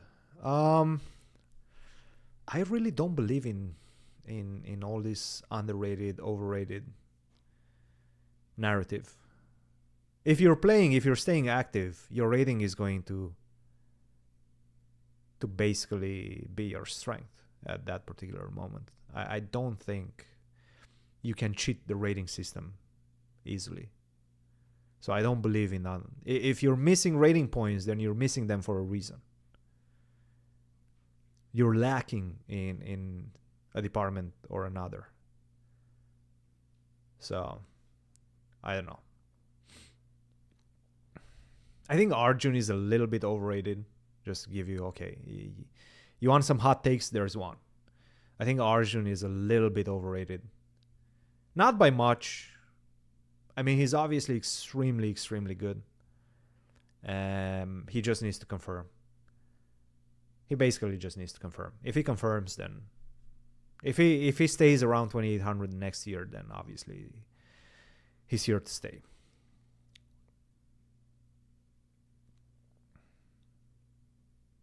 I mean, Arjun is 2800. He was 2720 at the beginning of the year.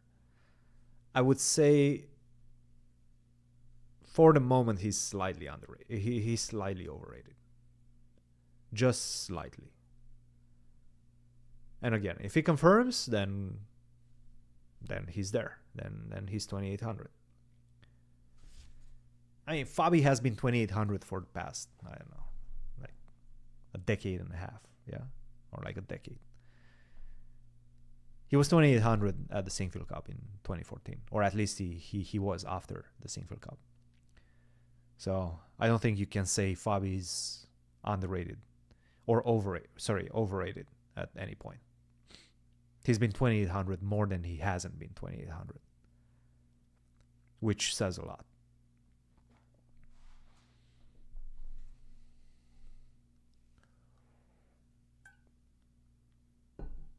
Yeah, Fabi's down on time because the position is not easy. And Theodorou is playing really fast and really good. He's making some really good decisions. GM from Vietnam at the Olympiad was underrated? No. Le Quang Liam is not underrated. Is he overrated? Probably not. He's just right where he should be. He's been around that rating for a very long time.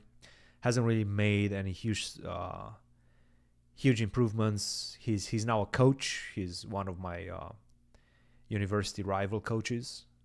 He's coaching at Webster. Dude, Rook G1, Queen H7 blitzed out by Nico. The best move in the position. This guy is really playing good chess right now.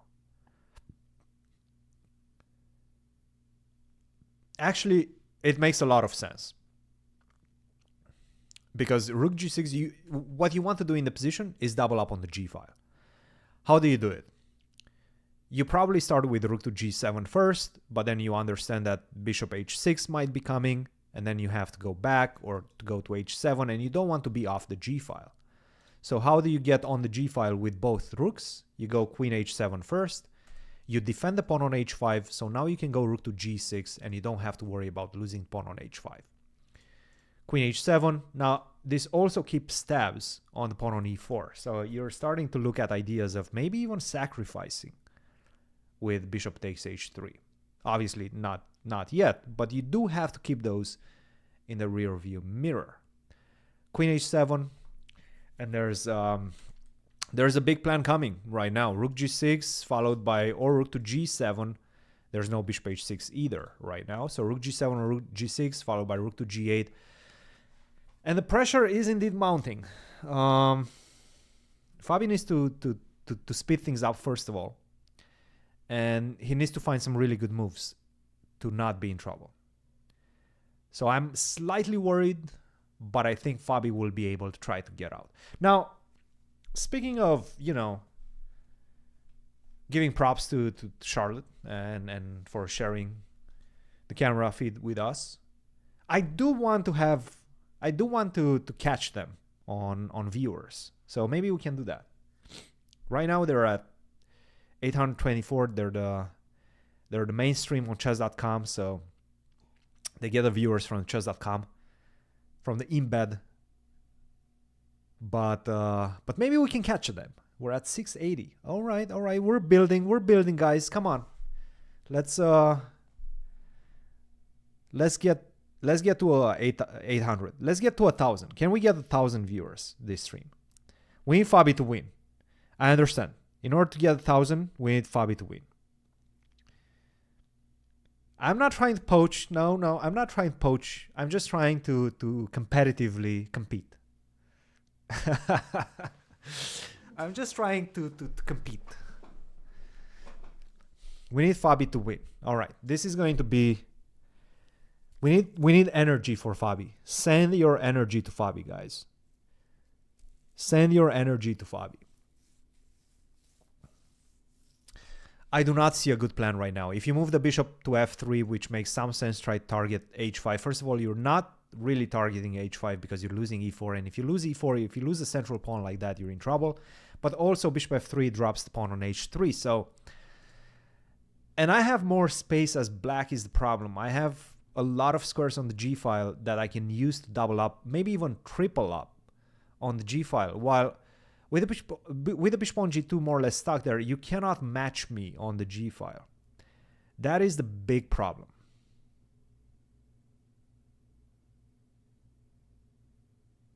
Of course. Of course. Yeah. Yeah, of course. Of course. Whoa, whoa, whoa, whoa. What did I just do? Never mind. There we go. Beating as a 26 up and coming 2600 level player, beating a 2800 will always make news. Yes. We need some Fabi win, some Fabi win energy. Yes. Unfortunately, I do agree with you, Saxa. It does look tough. It does look tough, but if anybody, Fabi can do it. Fabi can pull it off. He's going to find a way out. They will take down the cameras. Yes, they might actually. I don't want to enrage them. Again, I'm very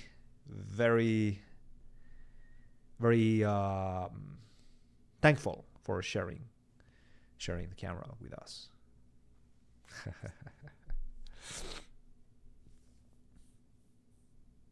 In Fabi we trust. That's right. In Fabi we do trust.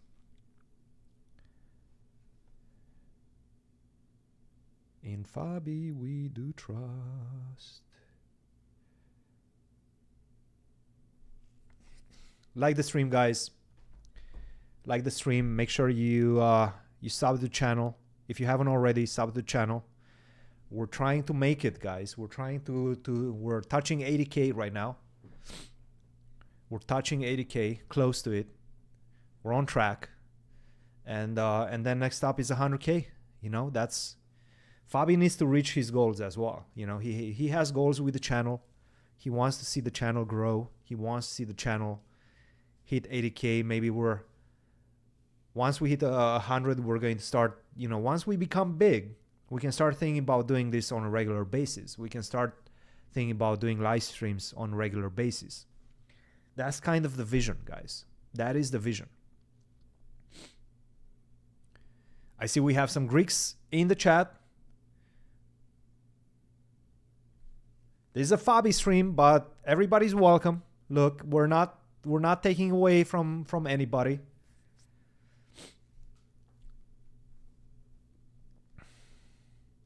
Do I sing to him as a reward? I don't think I don't think anybody wants to hear me sing. I do not have a very good singing voice.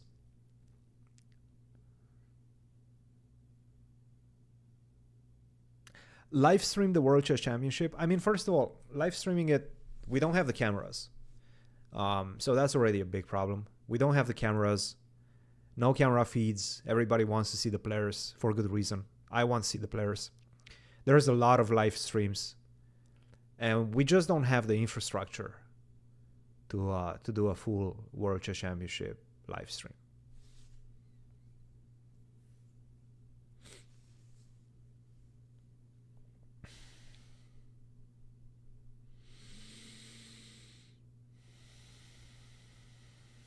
FIDE charges $1 billion for the feeds.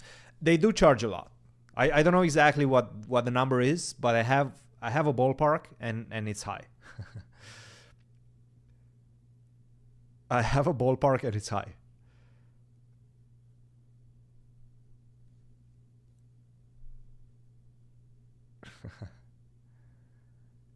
Does he need to win every single game to maintain his rating? I don't think he does. No, like right now he's gaining quite a few rating points. Let me see exactly how many. 2700chess.com. Fabi's winning 6.2 rating points right now. He's at 2811. Oh my goodness. He's been building, man. He's been building.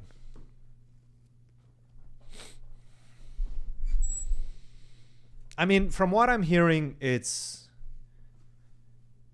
and take this with a grain of salt. I don't have any information into anybody's contract negotiation for live feeds, but I think it's higher than $500,000. I think it's higher than $500,000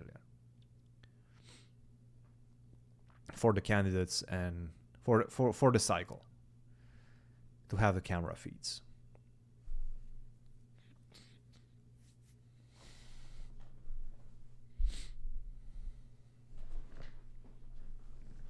Which is a lot.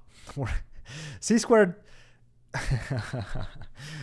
does not have $500,000 to spend on camera feeds for the World Chess Championship match. We're not there in terms of infrastructure. I think it's for the full year. Yeah, that's and it's more than that. It's basically you get the candidates and the World Championship match. But yeah, I think it's higher than $500,000. But you do get also the candidates. So you know, if you're chess.com, for example, if you're some other big entity, you're probably going to want to pay that, and you're probably making your money back. But we wouldn't. And again, take this with a grain of salt. Don't say that I've put an exact number. This is what I'm hearing from around the ecosystem.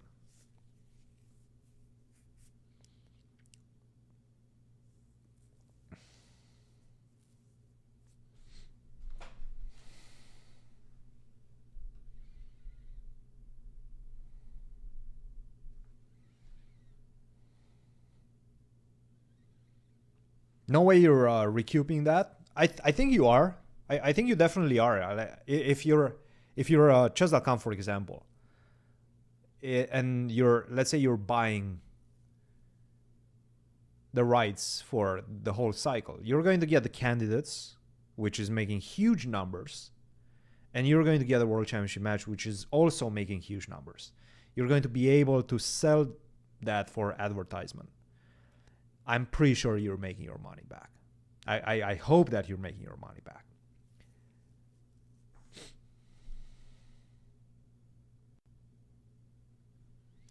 All right, finally, we got to move, guys. Rook f1. You have a move. Rook to f1. He's trying to go for f4. I think he's going for some sort of an attack. Now, my first initial question after rook f1 is, hey, what do you do if I just simply double up? So let's go rook g7. Yeah, he's going for f4. He's going for f4. Rook f1, he's going for f4. And now finally, I think Theodorou might be stopping to think. I'm pretty sure at this point Theodorou has to stop and think. Because there's a lot of things to be calculated. There's no easy ways you can play this position. You need to calculate. There's no easy moves because you know your opponent is trying to lock things up on the king side. So for example, if you try to go something like rook g7, I go f4 and you go double up with rook g8, this would be a dream for white because I go f5. I go f5 and I'm finally feeling like the worst is behind me. I'm not taking on e5. I'm not trying to keep opening things up on this side. I want to shut down your bishop. I want to shut down your queen. So I'm going to go f5. Then I'm going to go bishop f3. We're exchanging everything on the g file. And to be honest, I'm playing for a draw. I think right now Fabi sort of understands that things have have gone a bit astray in this one. And I do think that he's thinking about equalizing first. As a player, in the heat of the battle, every single time, sure, you need to be a bit delusional. You need to have that delusional confidence to believe that you're better and that to have a positive outlook about every single position that you're playing. But at some point you have to be objective and you have to realize what the goal that you're playing for is.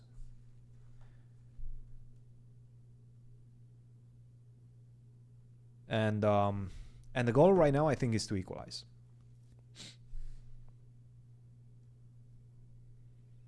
Needs to start thinking on Nico's time, and he is, yes. And he is. By the way, guys, let's take a quick break from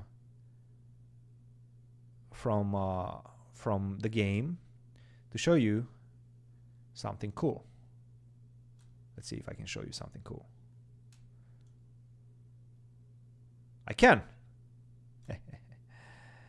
That is Grigory Oparin playing Gleb Dudin.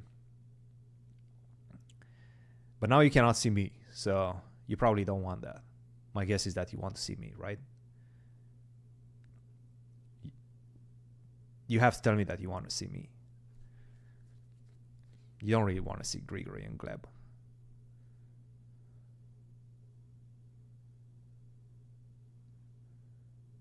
Right? Right, chat? True! Nice. You saved me. You saved me, chat. For a second, I thought you wanted to see Grigory and Gleb duke it out on board number 3. But no, you want to see me.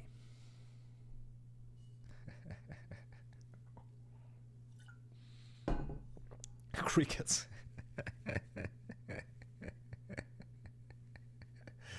Oh. I'm playing with you, chat. Don't take it personal.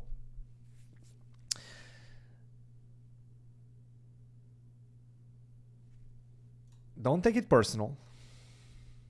All right. Good news is Nico is thinking. Nico is thinking, and Nico is trying to find a path forward.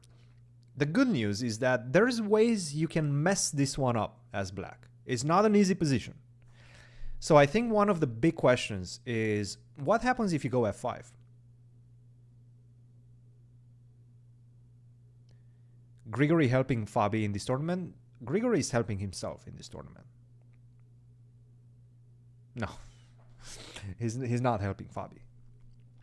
So f5 is a big question. And believe it or not, I think this is what Fabi is hoping for. Hey, go f5, try to kill me. But now maybe I can go f4. And maybe I can get my own counterplay. Because there is no way you're going to open up this diagonal. You're not taking on f4. f4, bishop d4, you resign on the spot.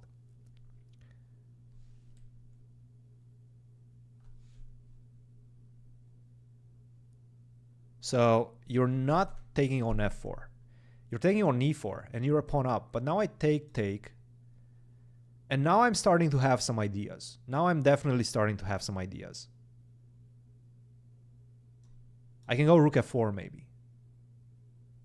I can give you, in fact, I want you to take on f4.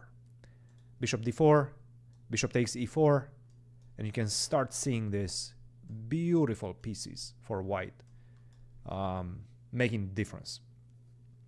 This would be game over, right? So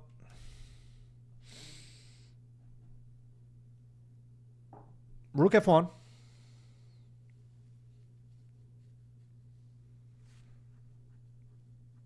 Theodorou is thinking. Can you still take? Yeah, of course I can say take. There's no copyright on take. I can say take as many times as I want. Come on, don't be silly. Take. That's not a copyright. There's no way that's copyrighted, right? Right, chat? Yeah, you want your pawn on f6. You want this diagonal to be closed. it is very tempting to go f5.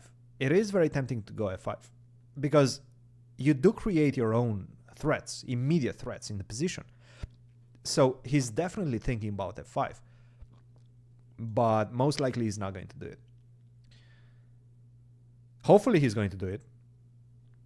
We hope that he's going to do it. But f5 would open up the possibility for f4, and this is what Fabi wants.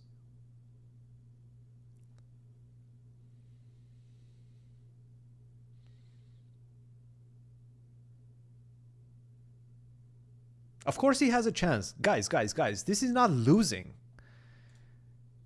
This is not losing. This is not losing right now. It's a tough position and maybe worse for Fabi, but it's not losing. There's still play. There's definitely a lot of play in this position. Can I check rook g4? That's a funny, actually that is a funny looking move. That is a funny looking move. Wait. Oh, he played rook g4. Did he just play rook g4? Oh, he did play rook g4. Oh man, that is a sick looking move. You cannot take, obviously. If you take, your mate in 2 moves. So rook g4 is kind of a sick move because it doesn't look like it's doing much. It's just trying to double up, right? He's just trying to double up.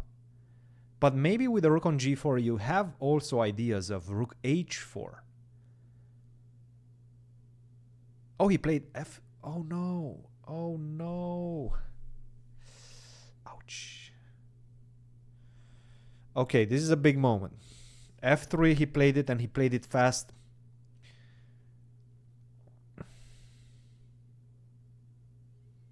And it's not looking great after rook g3. My guess is that bishop f2, and I think this is what he's calculating, h4 is a problem. He played rook g3. Oh, shit.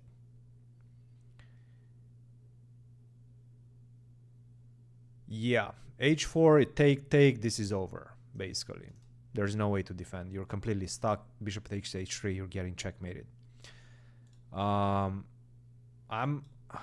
I think he wants to go f4. He needs to go f4. If he wants to do something, he needs to go f4. Rook g3, f4. Give up the pawn on h3, whatever. Whatever. At this point, there's no coming back. You're not, yeah, sorry. You're not getting back from that. So the question is, rook g3, f4. Do we take on h3 and try to lock this rook away? We could, but black even has this move, rook takes e3, followed by bishop c5. And he is getting his exchange back with dividends because he's a pawn down. He's a pawn up. Black is a pawn up. So after rook g3, this is not looking good. That's all I can say. This is not looking great.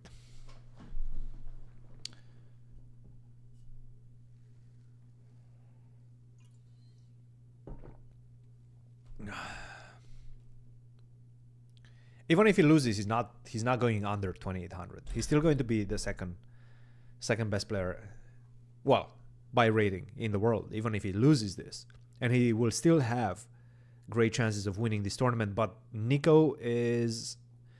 This would be a very, very bad result. Let's just put it this way. This would not be a good result because Theodorou is going to go to 6 out of 6 and Fabi needs to win this tournament.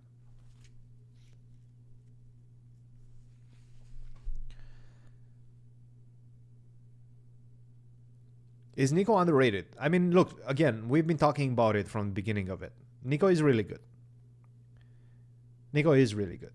There's not much else to say about it. Nico is very good. He can play. He can defeat very strong players. He's defeated very strong players. He's beaten Arjun this year in Sharjah, as we've been told. He's beaten Rajabov. He's beaten Levon Aronian with black pieces at the Olympiad in a clutch game. So he can play. I mean, he can hang around these guys.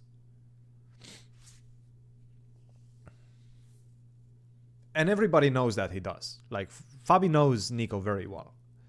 Nico has been around St. Louis for a very long time. Right now he's back in Greece, but he stayed in St. Louis for 4 years when he was going to the university. So, yeah, he knows them.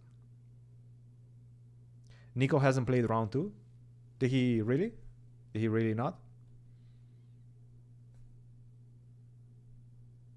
Did he take a bye in round 2 or what? That would be a very good news. If in fact he did get a bye, that would be very, very good news. I'm not sure if Fabi just missed Rook G3. I think Fabi just, for whatever reason, he played F3 and he missed Rook G3. That's the only explanation I can give.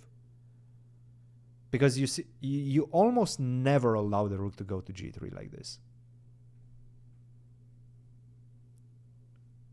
This is what worries me a little bit. I think he just missed Rook to G3. He beat Hikaru this year as well in a classical game.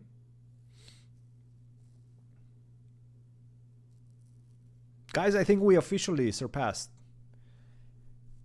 the mainstream. Doesn't say much. And again, we're not downplaying anybody. But it does seem like we might have surpassed it. H4. Okay. The big problem with H4 is that I can just simply play this. I can simply play this.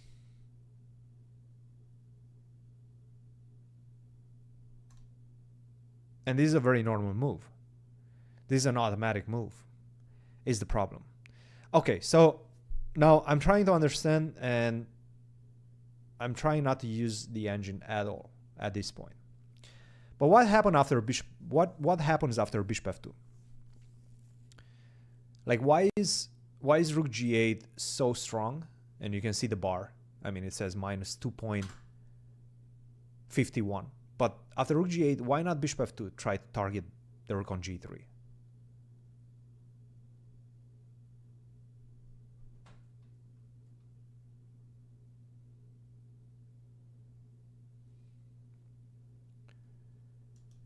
So you go bishop f2, queen triples down, I pick it up, and then I go queen e1. I'm defending, right? But then you go queen f4. And now I'm stuck. Now I'm completely stuck. Yeah, Rook g3 is coming, followed by queen takes h4. You cannot force my queen to lose contact with the pawn on h4. Yeah, this is bad. This is officially bad news. We need a miracle, guys. H4, we need a miracle. Let's try to find a miracle. Let's try to get the miracle. We need a miracle. Let's say you start with queen g6. Maybe this is better. Now maybe I have queen here and bishop g5. No, but this is not good. This is still not good. Like, this is still really bad. Yeah. Okay. Okay. Now, the big problem is that it really is the time. 25 minutes for Nico. He has too much time. Okay. Let's try to create a miracle here, chat.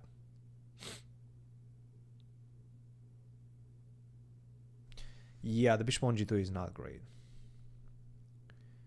The bishop on g2 is not great. Again, look, this, even if he loses, Fabi is overall the tournament has not gone badly so far. He's 5 out of 5. Even if you misstep this one, you're still 5 out of 6. You're probably sharing second position.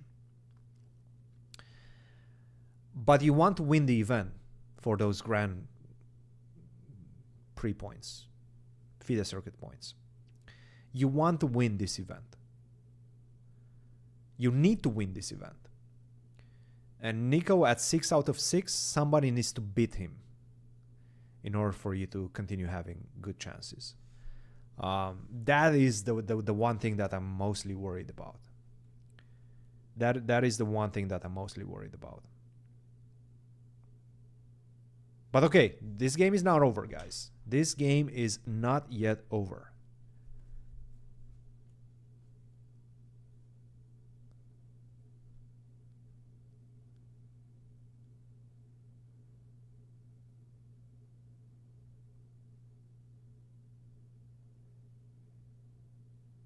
I'm also wondering, why are we...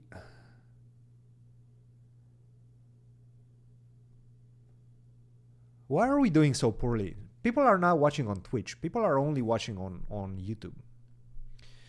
Rook dg8, king h2.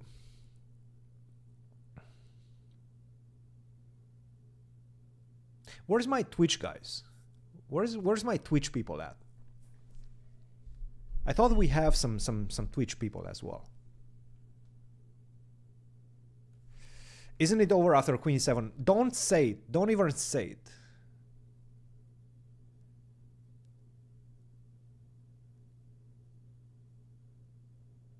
That's very good. That's good for YouTube. No, we actually don't. We don't spend too much time on Twitch. and I've had some, I would say, not necessarily bad experiences on Twitch nowadays, but I'm not as interested in Twitch as in YouTube. It's just there's too many ads. Like you go on Twitch and then you get 5 minutes of ads just to first see the stream. Yeah, don't look at the bar. Forget about the bar. Guys. We don't need to see the bar. Forget about the bar.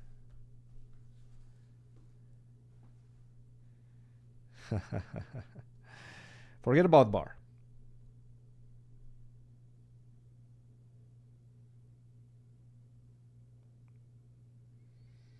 It is not linked on our YouTube. No. It is not linked on our YouTube, but you can find it on our Discord.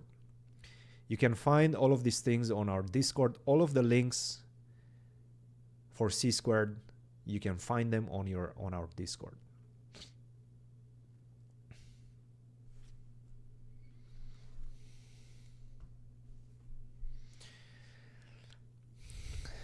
I believe, we have to believe at this point.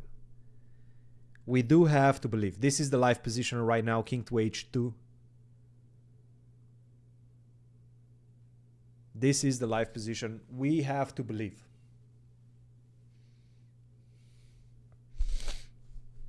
Believe that he's not going to find queen e7. Queen e7, f5, queen takes h4 is the big problem.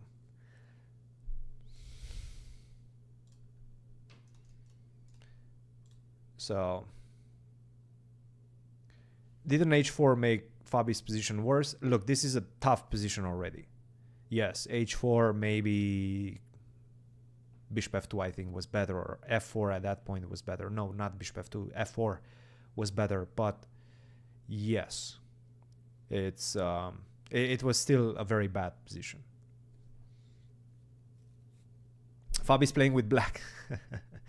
No, we don't want... We don't want to be discussing that. I mean, you see it right here. Fabi is on the white pieces. Do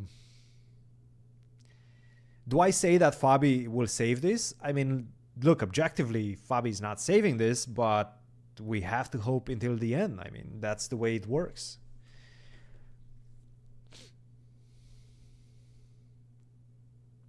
You have to hope. Again, objectively, white is losing right now.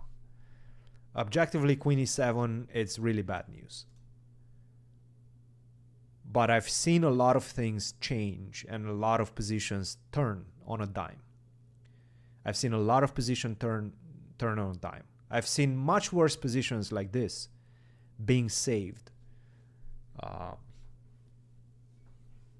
or even completely turned by the better player. So yes, I do hope the hope is not dead yet.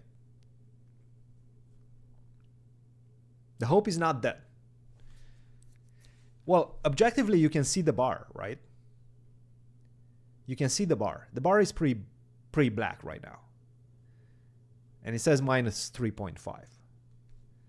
So the bar is not looking great. But the bar is not the only thing that matters.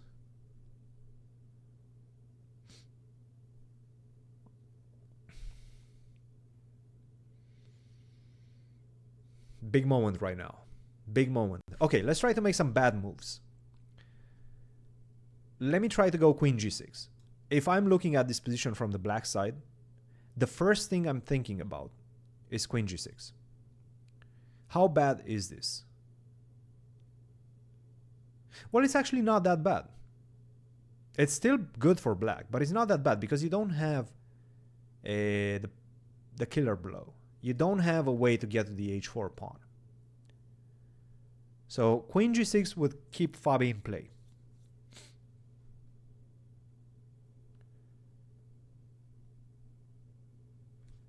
Queen g6 will keep Fabi in play. Yeah, rook h3 is bad. He's not going to play rook h3. Let's try to find some bad moves. Can you go f5? Let's go f5, right?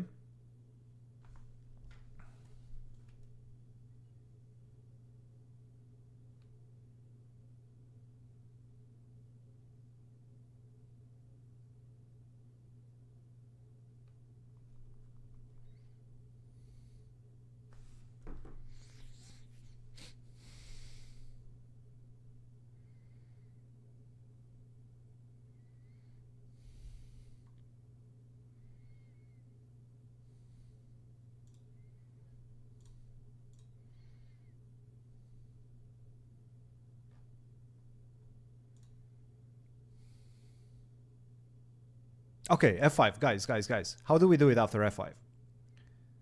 Do we go f4? I guess we go f4. Okay, this is what we dream of. f5, and then you go f4 as white, and then you're hoping for the best. If you go queen e7, now finally I can go queen takes h5, so you cannot really do this. Did we get a move? Guys, we got a move? Oh, snap. No, we didn't. Shoot. We did not get a move. For a second, I thought we got a live move, and the bar moved as well to equal. I thought we got our miracle. Christmas miracle. Thanksgiving miracle.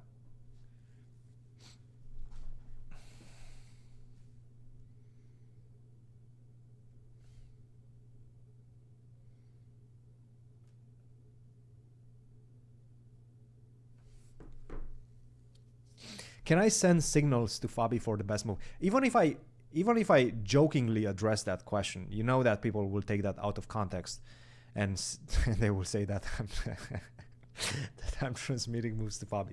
Of course not. Of course, I'm not transmitting moves to Fabi. This is ridiculous. He is looking for a killer blow, and f5, bishop g5. You can also do that, yes. But I think take and h4 must be winning, right? Maybe not. Ah, take and f4. Okay, yeah, no, that makes sense. There's no bishop h3. All I need to do is go queen g6, queen g5, queen h4, checkmate. Clipped and shipped to Kramnik. Exactly. That's exactly what would happen.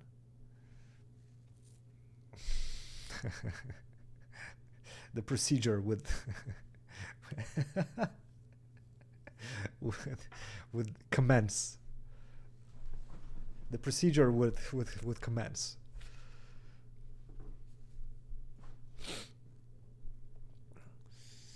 So if you think about it, maybe f5 does make some sense, right? Maybe f5 does make some sense. I'm liking the fact that Theodorou is spending a lot of time right now. He needs to, look, the best chance for Fabi right now is Theodorou to get down on time. Get down to your last 5 minutes, start not seeing the precise way to finish things off. And then you start panicking. Then you start getting into some difficulties, right?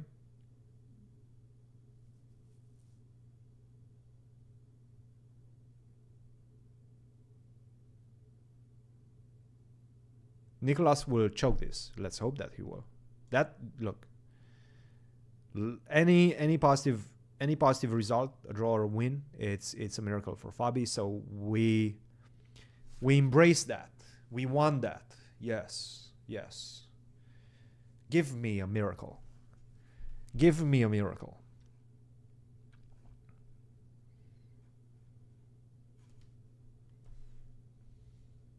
Okay. I'll give you Grigory for a second. And I'll be right back. Oh, Grigory is done. Grigory won his game. I guess I'm not giving you Grigory. I'll be right back. I'm coming back in 30 seconds.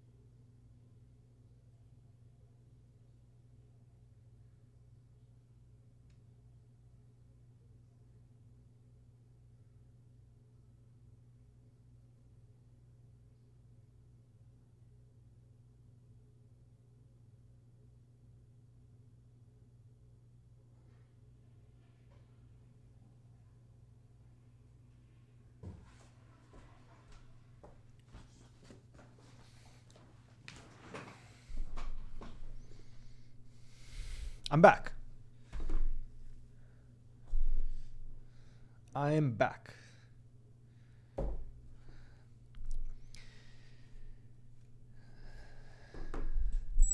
And as I left, we passed 1K viewers.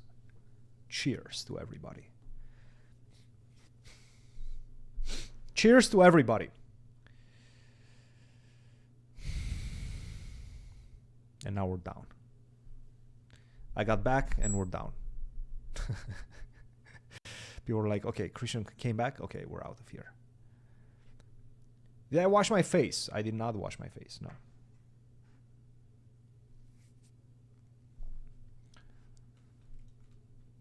Yes. It's very significant.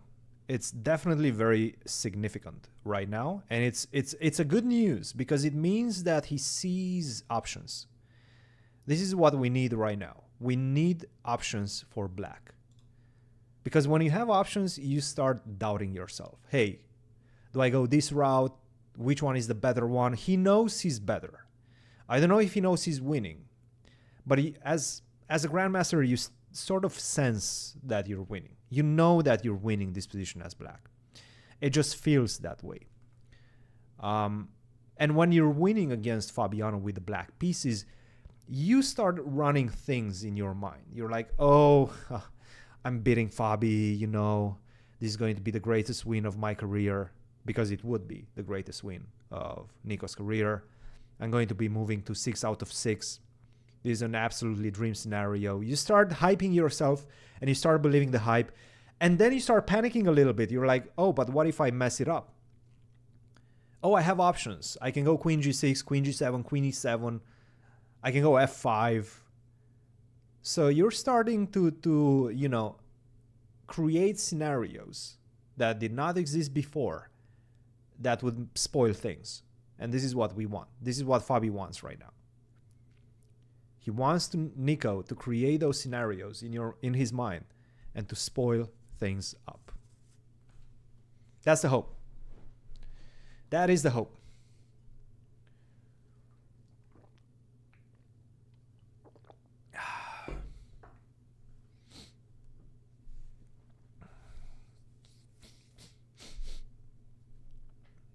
And he's falling down to his last 10 minutes. Once again, very good news. Very, very good news. Let's see. Queen e7. And you want to play f4, yeah? The problem is I take. Now I take. You go to f3, I go bishop g4. Then f3 comes. And that's it. So after f4, you probably have to take. But after rook g4, resignation time. Increment is 30 seconds. It's a 30-second increment. Guys, don't forget, like the stream if you're here for the first time. Make sure you subscribe to the channel. We have good stuff coming up. We have recaps. We have live shows. We have interviews. We will be getting lots of interviews, hopefully. We might be doing something for the World Rapid and Blitz. We have a lot of content planned out. Mizzou going to the Pan Ams again. I mean, we're the winners of the Pan Ams. We have to defend the title. So yes, of course, we're going to the Pan Ams.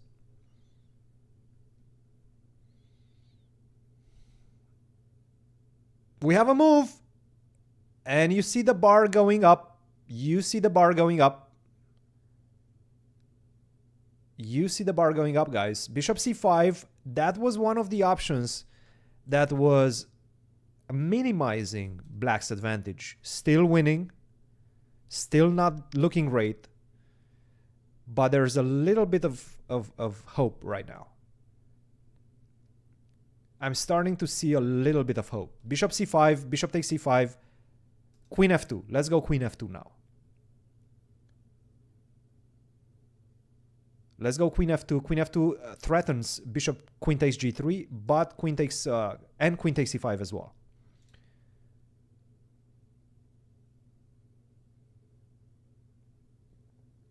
Four minutes for Fabi, 9 minutes 40 for Nico Theodorou. We're back. Not fully back in this game, but we have some chances. There are some chances. It's still not looking great. Look, I'm not going to sugarcoat it. It's still not looking great.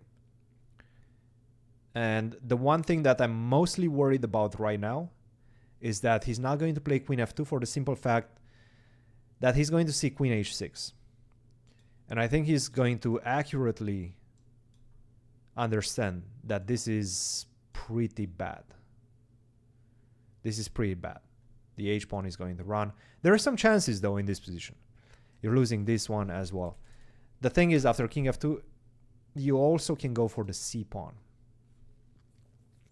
And the king is never getting safe. So that's the big problem with queen f2. And queen f2, queen h6, you're sort of forced to take on g3. If you don't take on g3, queen f4 just finishes the game. So that's why he's spending a lot of time right now. But he did play queen f2.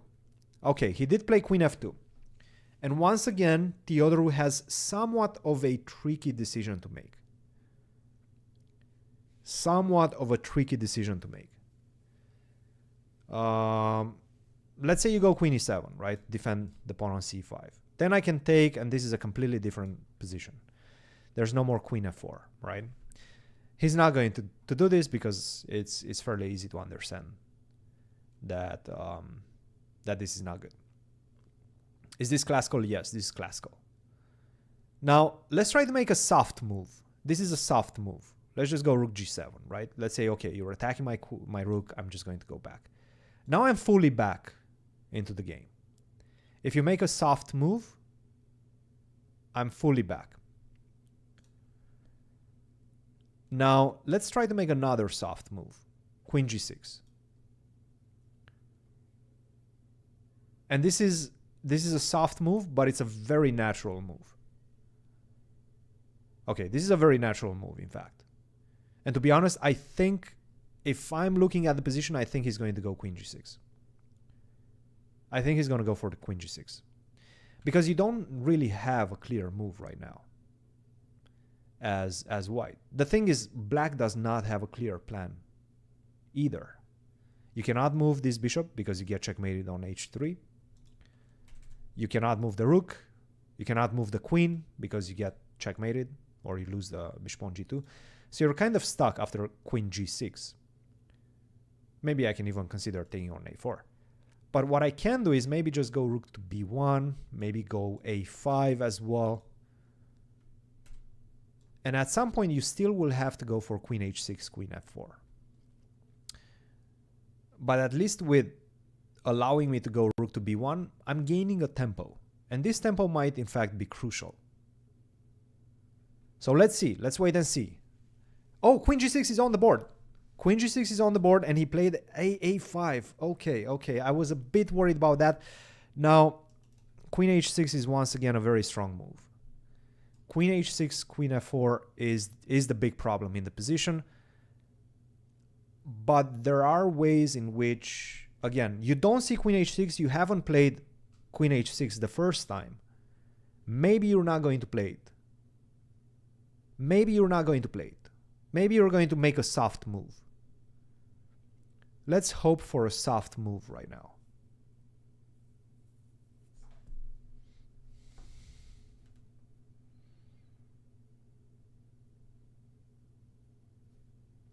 Well, too quick, yes, too quick, but you sort of have to be quick. You have to be quick.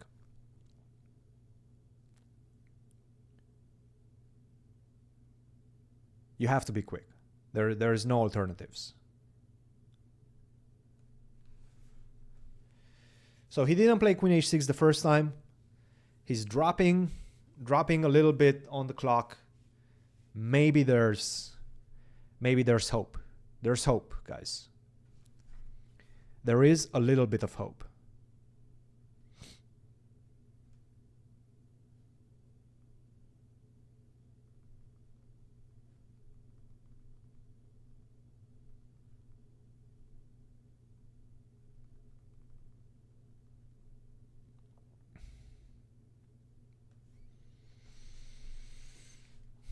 Six minutes 20.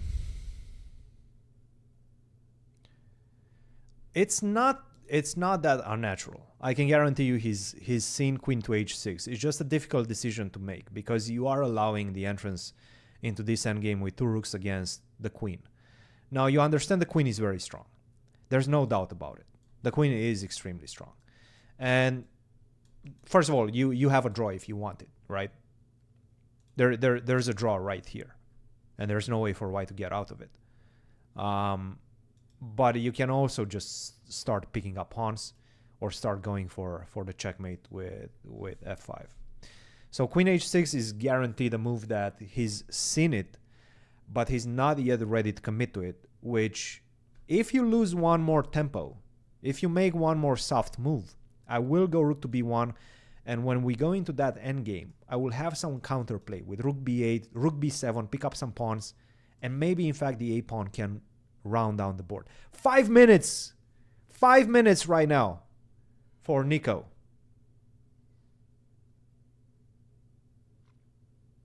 We're catching up on time. The position is not good. We're not catching up on the position. But we're catching up on time, guys.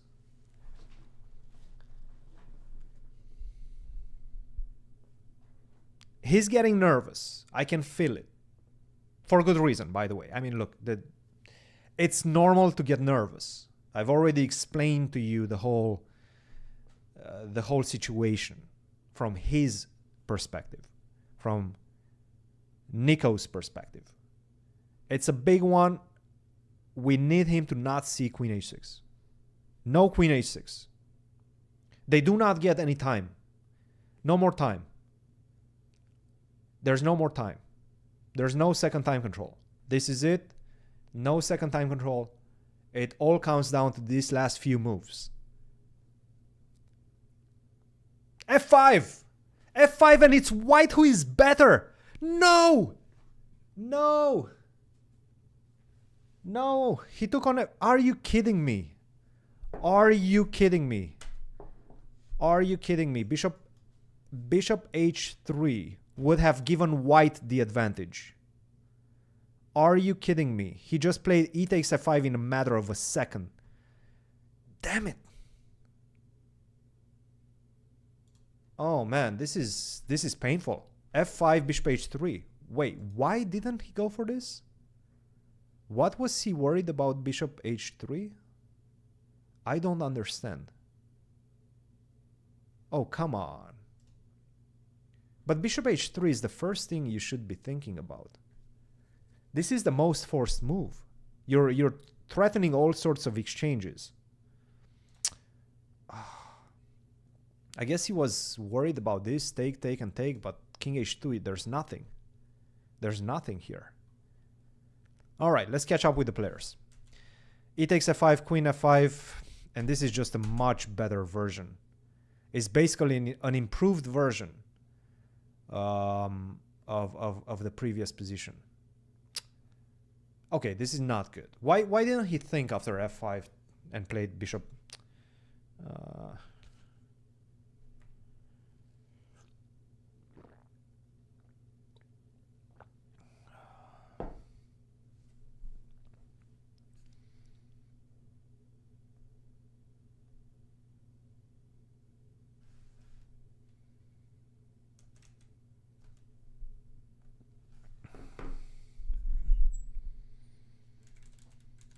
I'm trying to understand. Okay, f5. What's the miss? What is the miss here? Why didn't he go bishop h3? I'm just trying to understand. Trying to understand. Oh, this is what he missed. Oh, this is what he missed. Oh my goodness. King h1 is what he missed. Yeah, this is probably what he missed. Queen f6 and he thought he's getting checkmated. He thought he's getting checkmated.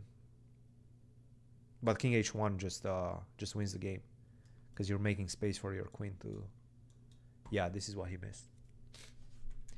And this is what Nico calculated also. Calculated f5, said bishop h3, f4, bishop takes d7, queen f6. And he's winning. But king h1 just wins. Yeah. So he took, take. This is what we have right now. Queen d2. Okay, let's see. King g3. Queen f... Is he going to take the draw? Okay, he didn't take the draw.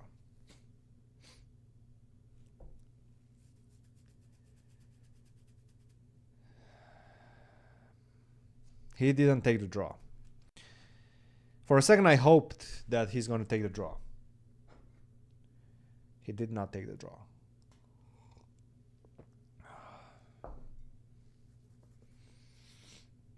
Shout out to all 1,300 of you guys.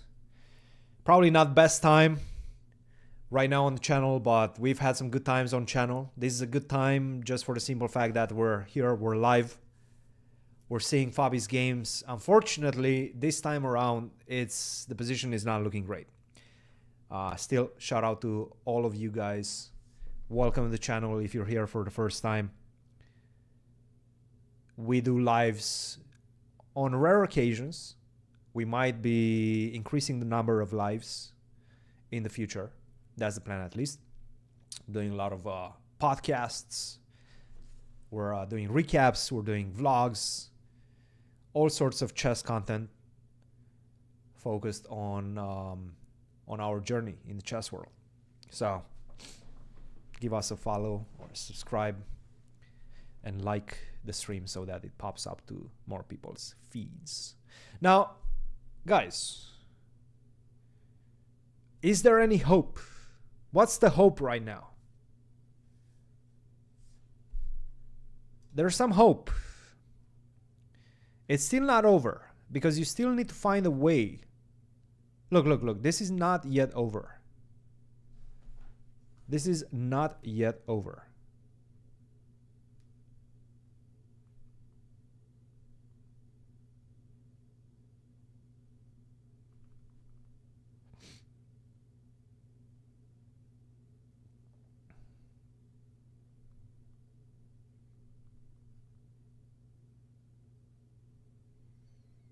Not yet over, guys. 3 minutes for Nico.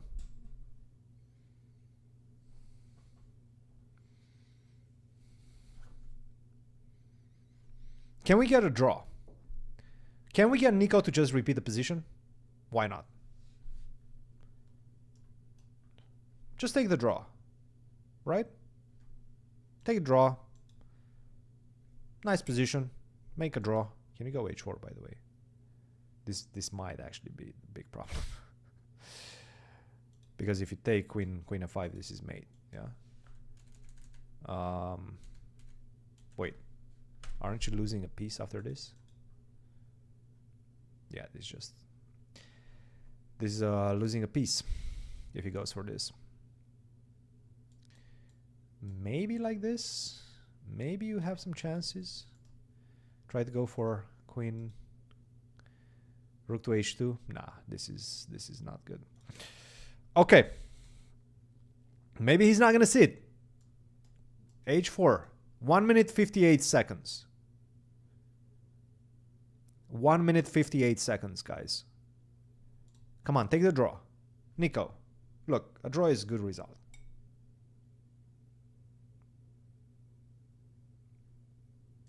Queen d2, king g3.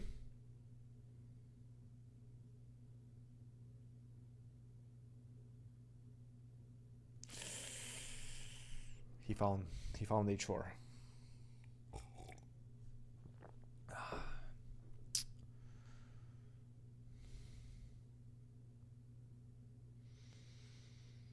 Yeah, he found h4.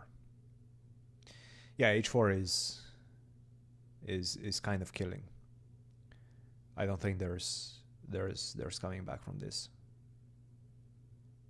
h4, king h2, h3, just wins.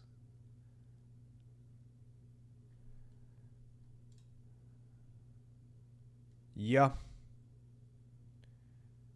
King h2. Obviously, Fabi saw it. Fabi's not very happy. And the problem is king h2 is just... h3 is just simple. Like, there's nothing. There's nothing to do. Ah, he went queen f4 first. I guess this is even more challenging to meet.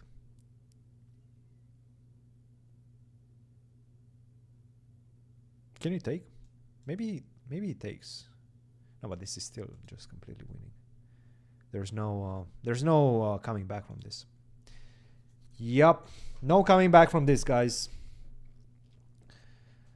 The hope is not lost until the game is over. There's no doubt about that. But there's time, and the position is simple enough to not warrant too much hope. Unfortunately, it's tough. It's a tough situation.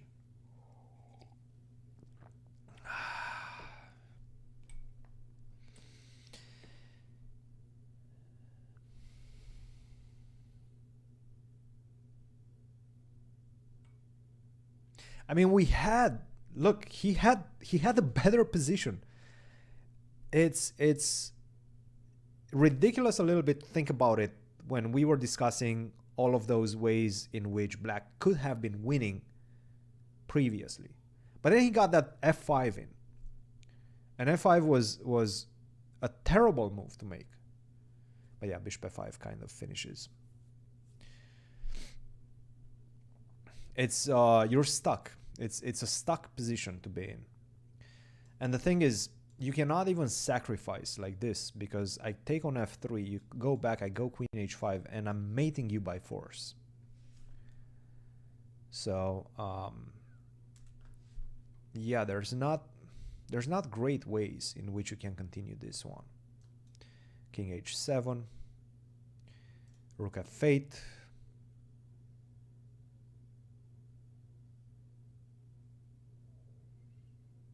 One last try. One last try.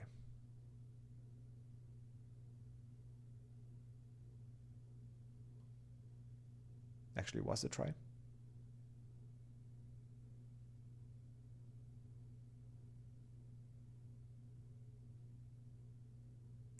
That's the curse of playing open tournaments. Yeah, that's the thing. You have to be perfect when you're playing open tournaments. I mean, look, Fabi knows that. Fabi knows that very well. He knows that in order to have a good tournament, he needs to be perfect. He needs to win a lot of games. He knew that when he signed up for it.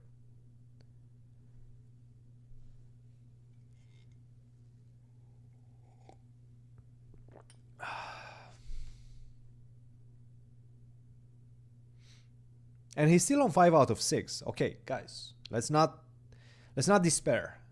There's still 3 more rounds. I have a feeling that if he wins 3 of them in a row, which is obviously easier said than done, but if he does win 3 in a row, then he can survive. Then he can maybe even win this one. The game is over. Right now we're seeing the end of it. The final handshake. Obviously not the result that we wanted. Congratulations to Nico. He's once again proving that he's a very talented young man. A difficult loss for our guy. But right now he's still in contention. 5 out of 6 points. A little bit down on the rating, but that's the nature of it. It's just a little bit down on the rating. I think 1 point, 1.5 points. He was winning like 6.2 before this one. So, still, anything can still happen in this tournament. And I'm going to be back, actually. I'm going to be back with round 7 coverage, which is going to start in about 3.5 hours from now. I hope you guys will come back and we'll see Fabi win this time around. So, once again, guys, thanks for tuning in. Hope you guys enjoyed the show, despite the result. Hope the show was good enough. And I will see you in a few hours. Go get some rest. Go get a snack. Round 7 of the US Masters. I will be back with coverage. We will be following Fabi's and everybody else's games as well. So until then, guys, don't forget, like, subscribe. Help us reach our goals with the channel. Be a part of the journey to 100K. We're getting there. We're getting there. Slowly but surely, we will make it to 100K. But, yeah. I'll see you guys in a few hours.